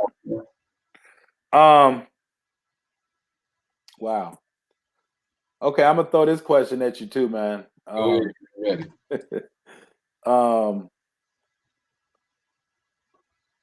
E.C. Hill or Ken Williams? E.C. Hill or Ken Williams? If you had a chance to just pick one. I'm gonna go E.C. Hill. They called her Lady Jordan. She got gang. They called her Lady Jordan. Yeah, she got gang. Yeah. She was the #1 player in the country. Yes. Yes. Yep. Man, I'm hoping to bring my grandbaby. Man, I think I done ruined her because I want my grandbaby to play ball so bad. She's so spoiled, and she don't look at me as a coach. Yeah. You know what I mean? Yeah. So I say E.C. Hill, but I got to push my grandbaby because I know the ball will help her. Yeah. Socially, you know. Yeah. Yeah. Talk about that for a second, man, because I failed to answer that, and I got them on the, the ad. But how did becoming a grandfather make you a better coach? Oh, becoming a grandfather, man, it gives you it's a whole nother love. And you wanna the easy thing is to show all the love and give, but the hardest part is you don't have the final say so what go on with the baby. That makes sense. You know, my daughter might be doing something I don't like, but I can't say, hey, my baby's my grandbaby. I ain't got to Right. fight it. Right. Right. You know, Levon, his baby, you know, the baby might do. I'm like, come over here. But see, like I tell them, when they get in my house, though, is my rules. Mm-hmm. You see what I'm saying? But Mm-hmm. that's the hardest thing. But man, my grandbabies, man, I love them to death, man. Mm. I know the oldest one, she run, man. I'm gonna try to say the young one. She's spoiled too. Both of them spoiled, Mm. you know. But that's that, man. I'm spoiled. My wife spoils me, man. I'm blessed, you know. Hey, that's a good thing, man. That's a good thing. And it takes, I mean, it takes a special lady, it takes a special spouse. It takes a special spouse of To a let us do basketball this, coach. Yep. let us do this, Yep. Yep. and you're not good looking, Yep. and you still get to coach basketball, man. Thank you. Yeah. Yeah. No, I mean, the reason that I said, it takes a good spouse because there are women coaches, and they have husbands. So, it's the same way. My wife told me this year we played Bogan, and Bogan beat the mess out of us. Mm-hmm. And she said, "I'm not coming to what?" She said, "What is that? You're not coaching. What's wrong Mm. with you? I'm Mm. not coming to watch no more of them games. If they gonna play like Mm. that, I'm like, damn." I said, you just got used to us winning. Right. No, boys, it's not good." Right. So she came. We played favorite wife story. We playing Farragut at Farragut, Donna Brown them year, and Earl Norris on the game. Ruben Norris on the game. Mm-hmm. And we call a foul, and the fans get up. My wife is on the court. She literally on the court, and I'm like, "What are you doing? Go sit down." But that's why I'm blessed because I got Mm-hmm. my Yeah. wife do what I love to do. She got your back. She won't come to no more games now. But she let me do. Hey, so I don't know if you knew it. And then it's gonna lead me to my last question. So Ruben is Steve's godfather, right? Steve Yeah, Alexander. right. And I didn't know like Chick is his brother-in-law. I didn't know that until I All interviewed time. Steve. Me and Steve But back for all the time. My God. but so man, we was playing Morton at Truman. And I asked Ruben something, kind of like sort of to what Mal told you, and every year, right? If any coach that's listening, do me a favor. If you really, really want to improve your team for the following year, and Mal, and Ruben every year had no problem. Call them, what time, date, we there. Bring in officials to teach your athletes in preseason about the new rules, Yep. the new rules, and to help them with the old rules What you can get because away with and what you can't get away with. right, because now they can use the rules to an unfair advantage, if that makes sense. And Right. man, Ruben and Mao would come every year. I try to give them a T-shirt. Sometimes they take sometimes like, no, man, I don't want that. I did this for you, Carvel. But man, Ruben told me one day I called the call man or asked him something, man. That man Ruben said, man, you ain't at the sand lot. I Right. said, I said, what? He said, man, this ain't the sand lot. I ain't about to call that call. I said, oh, okay, shut me down real quick. Right. But so my last question is, who's your favorite official Ooh. and why? Right. Now, I'm not, I ain't talking about who give you all the calls, No. but who do you love to see on your games or like just at work as an official and why? Okay, what I would like to say, who I feel relieved when I see them refereeing. Mm-hmm. Um, um, wow, I got a few. I got a lot, really. Uh, Chick, Tracy Carruthers. Um, I'm a fan of the old heads. Mm-hmm. You know, Why? because they know how to manage the game. You don't have to worry about Oh, the that's game. big. That's big. That's You don't big. when you see them coming in the gym, you don't have to worry about are they gonna miss something. And you That's don't have to big. question because they're not purposely trying to miss something. They're trying to get the flow of the game. They know how to Right. manage it. I love that. I love You that. understand what I'm saying? And Yeah, yeah, yeah, like when you see a guy and you know he can't handle the game, it's frustrating because you can't get mad at him because he don't know. yeah. So by you yelling at, I told my sisters that my assistant coach, I say, man, why you yelling at him? He don't know what he's doing. So by you doing, you making the game harder for us. Mm-hmm. Mm-hmm. You know, Mm-hmm. you're making the game harder because he don't know what you're talking about, and he not gonna change the call. Yeah. Name one time you a ref called a call, you arguing the call, and they actually changed it. Mm-hmm. Ever. Never. Not so just let it Never. go. Never. Now, because we got to go, man. We been on this And then we thing, and I I love it. know, man, Yeah, 3.5 hours, I man. know. And so listen, go share this. Share this with, it's actually on my YouTube page too. Right now we double simulcast, but at Coach Carvel Bailey. But share this with somebody that parent, a coach, student athlete that can benefit from this. Right. I mean, this is education here. But before we go, and I'm gonna just ask it because this individual, man, does a lot of great work. He understands that basketball is important from the neck up just as much as the neck down. But Marvin Williams, man, he, I mean, if y'all don't know Marvin, man, go, Big time. go definitely Hey, go follow him, man. The Hoyas. Yeah. So Marvin want to know, man, about the Hoyas and the Iceman travel team that you started. Tell us about that. Man, why you so Marvin, remember okay, people don't know this, but when I first started coaching AAU basketball, it was at the parks. And all I could afford was just, regular numbers on the, market numbers on t-shirts. And I met Marvin, man. One thing about the Hoyas, they always had this fancy uniforms and they was cold. They looked so nice. Mm-hmm. So I would always pick his brain about different things.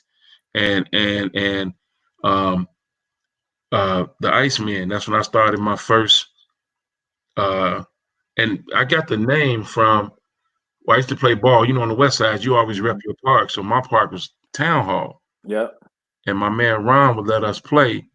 Because at that time you had the Court Masters and you had the Hawks and you had the Hoyas. And Mm-hmm. so I played for the Iceman because I could shoot all the ball. Mm. And then when I stopped playing, I said, well, you know what? I'm gonna keep calling it the Iceman. Yep. And that's where it come from. And we always would play. It was the Hoyas, the Wolfpack. I forgot about the Wolfpack. Can't talk about the Wolfpack teams. And we would always battle each other at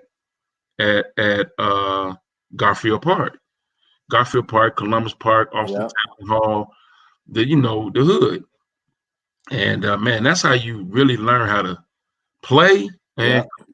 Yeah. going up against them guys.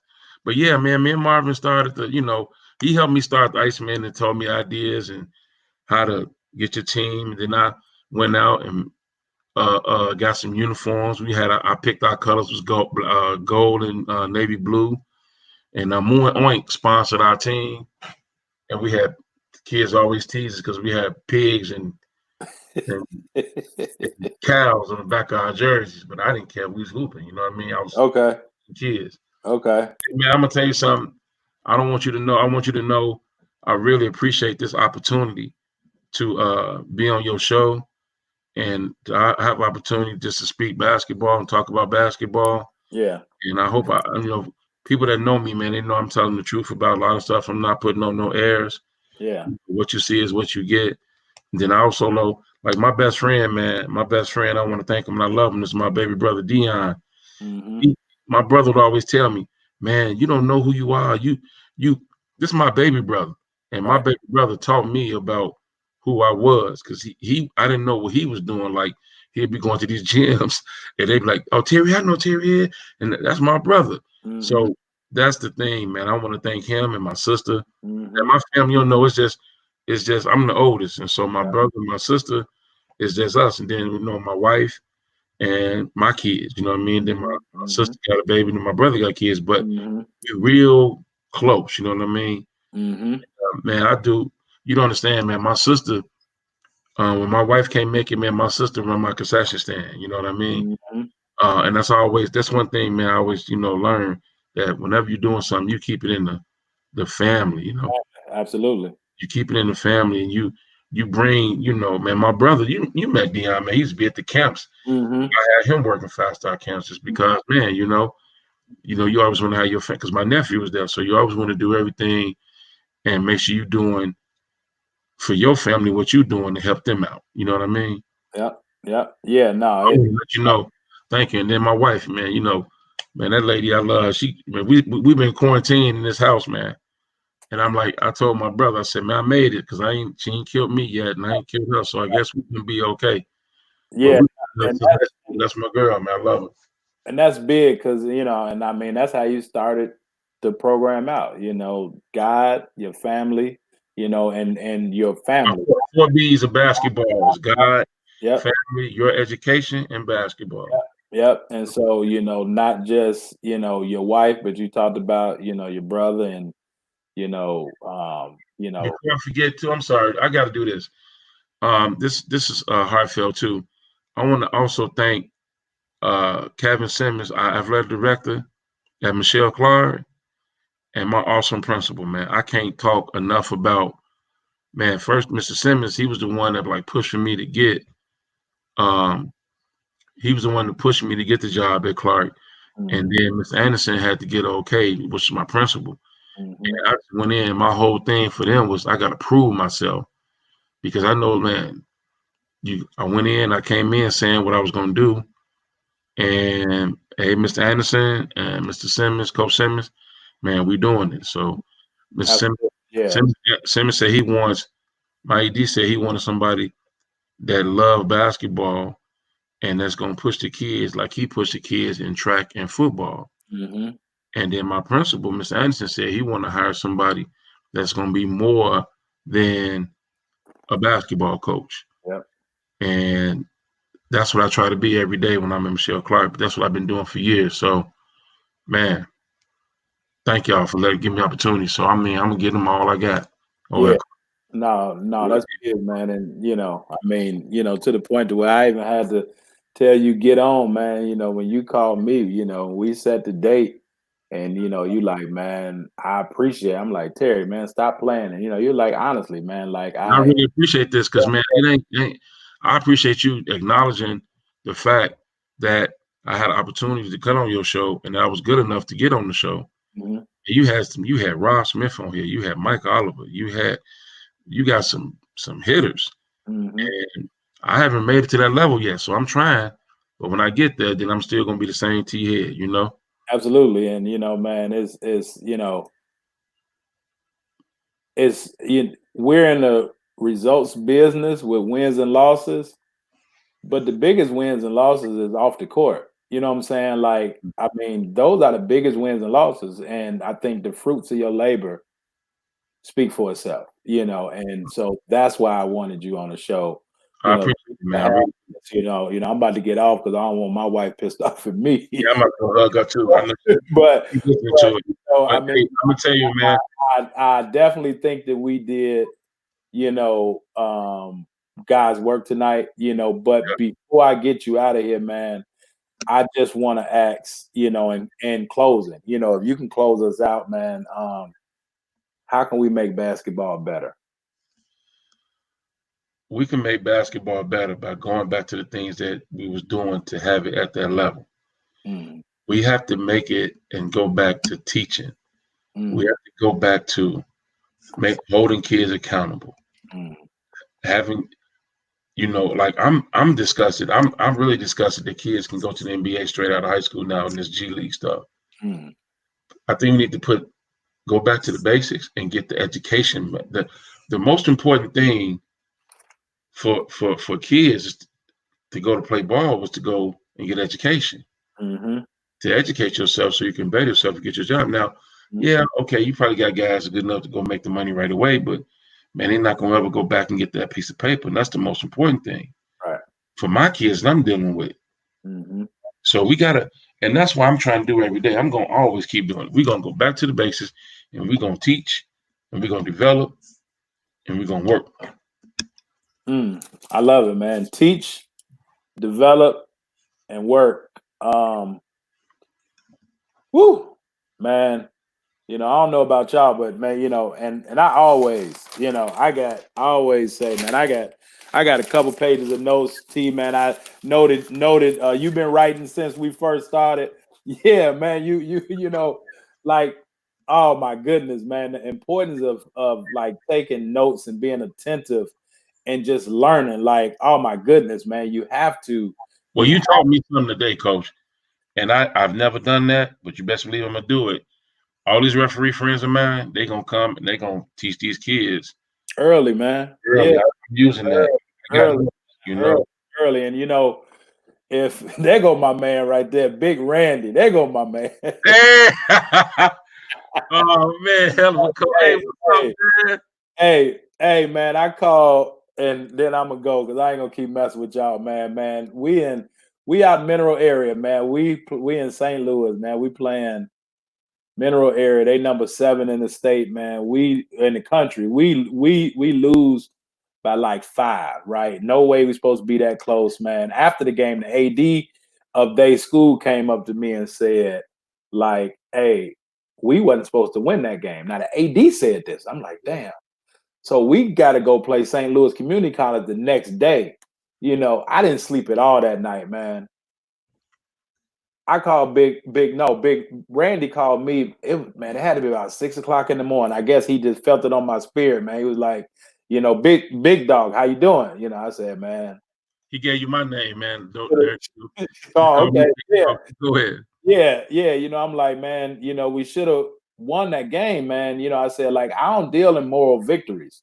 And, we just got to talking and kind of like what you were saying, man. When you start to doing well, people start to come around and flock, man. And dude said something to me, man, that I never forget. And we talk about all the time. The man said, and it comes straight from the Bible, man. The man said, look, you can look into a man's eyes and see his soul. I said, whoa.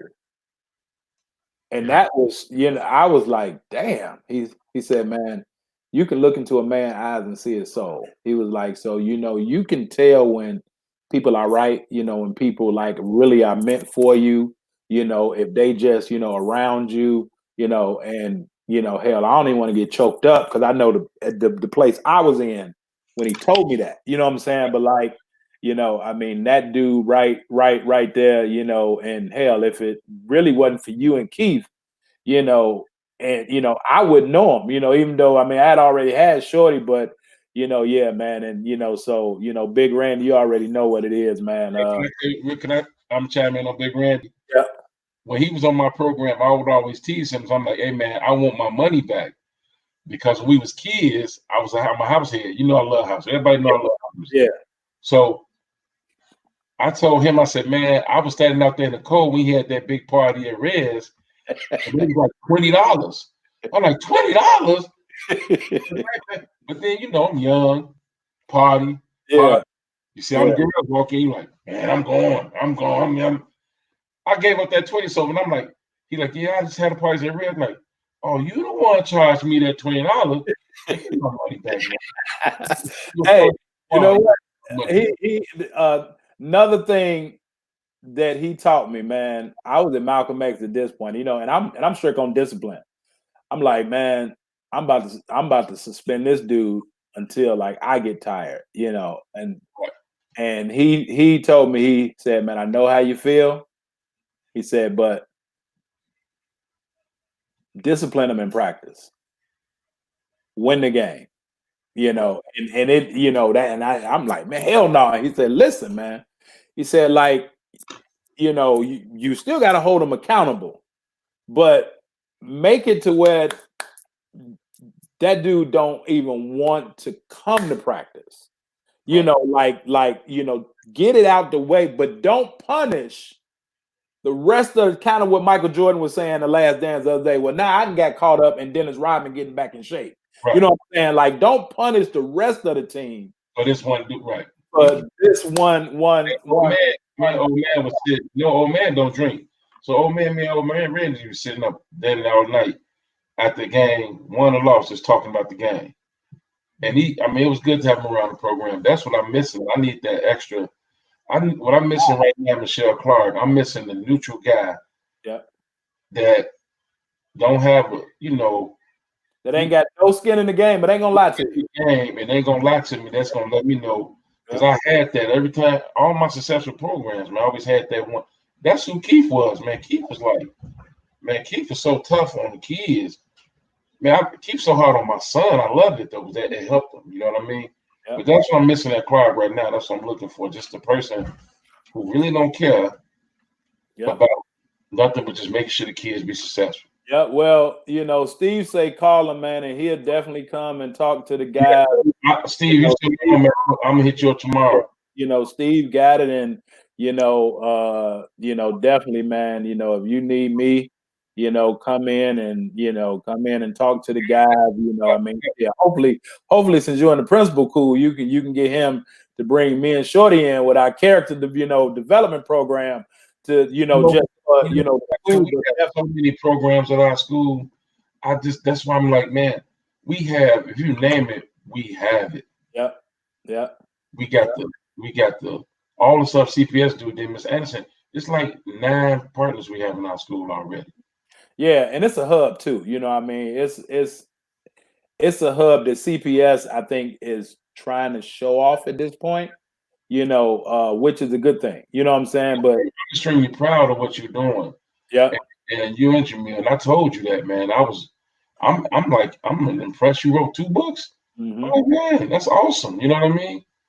But absolutely. hey, man, I appreciate this, man. Yeah, yeah, Thank T man, I appreciate it, and I you want to so leave much. on that, man. Teach, develop, and work. Like you say, we need to get back to teaching the game, developing, And people, working the not, kid. not just student athlete, and then getting them to understand, what working hard means, and hard work. So, as I always say in closing, y'all, and this has been a real one, but as I always say in closing, keep striving for the top because it is crowded as hell At the bottom. at the bottom. Ooh, repeat So that one. That was tough. keep striving for the top because it's crowded as hell at the bottom. So until next time, we normally go, right now 4 days a week, well 5 days a week this season. We actually got uh special guest, tomorrow. Well, all of them is special, but we got a great guest tomorrow. I ain't gonna give it up on this show because at some point somebody gonna watch this show and then they not gonna be able to get the next one right after that. So Dion, man, I appreciate you keeping the stream live tonight, man, with all your comments and everything. And I think I got him on the hot seat a little bit for you. He gave up a little bit of information. I think y'all understand that Donald Brown holds true to his heart. Definitely him, legend, man. So yeah, y'all reach out to Coach Head, uh, go and, grab, a book bundle. Shorty told me the other day, he said, Coach, man, you be too humble, man. You don't really talk about the things that, you've done, so, and I'm like, man, if I can bring somebody on the show like Coach Head, and if people can now understand the personal side a little bit, as I said, because people see you, in basketball mode, you got your game face on, like I said, tonight, couldn't stop you from smiling. But if, if people, get to know you a little bit better, on the human side, get to know that the game of basketball, X and O wise, and you're not just putting players together, then that means that, I've done my job. But yeah, definitely, y'all go out and support, man. Grab a book bundle, go check out my case study. If a parent that need to save some money and they got a kid, like teaching them the right ins and outs of this recruiting thing because it can get treacherous, it can get scandalous, and a whole lot of people can get hurt in the process, by doing it wrong, man. I'm gonna So tell you right now, I'm gonna go, but you're gonna have to be my guest speaker at my next camp. hey, just That'd be love right there, man. We can actually set the class up too if you want at the camp. yep, yeah, no, hit me, That's man. a great move right there. Yep, let me know, man. you know, here. I thought about that, man. That's a blessing. Look at that one. Hey, Yep. I'm gonna go. I appreciate you, man. Coach, I appreciate you, man. Thank you, man. Yep. Love and respect. And you know, to everybody else, thank you for tuning in, you know, and we'll see y'all on the next show. Coach Terry Head, keep on doing your thing, man. All right, man. Thank you, man. Love and respect. I'll talk to you later. Yes, sir. Welcome to the Red West, my brother. Oh, yeah. Thank you. All right, we out, y'all. Peace.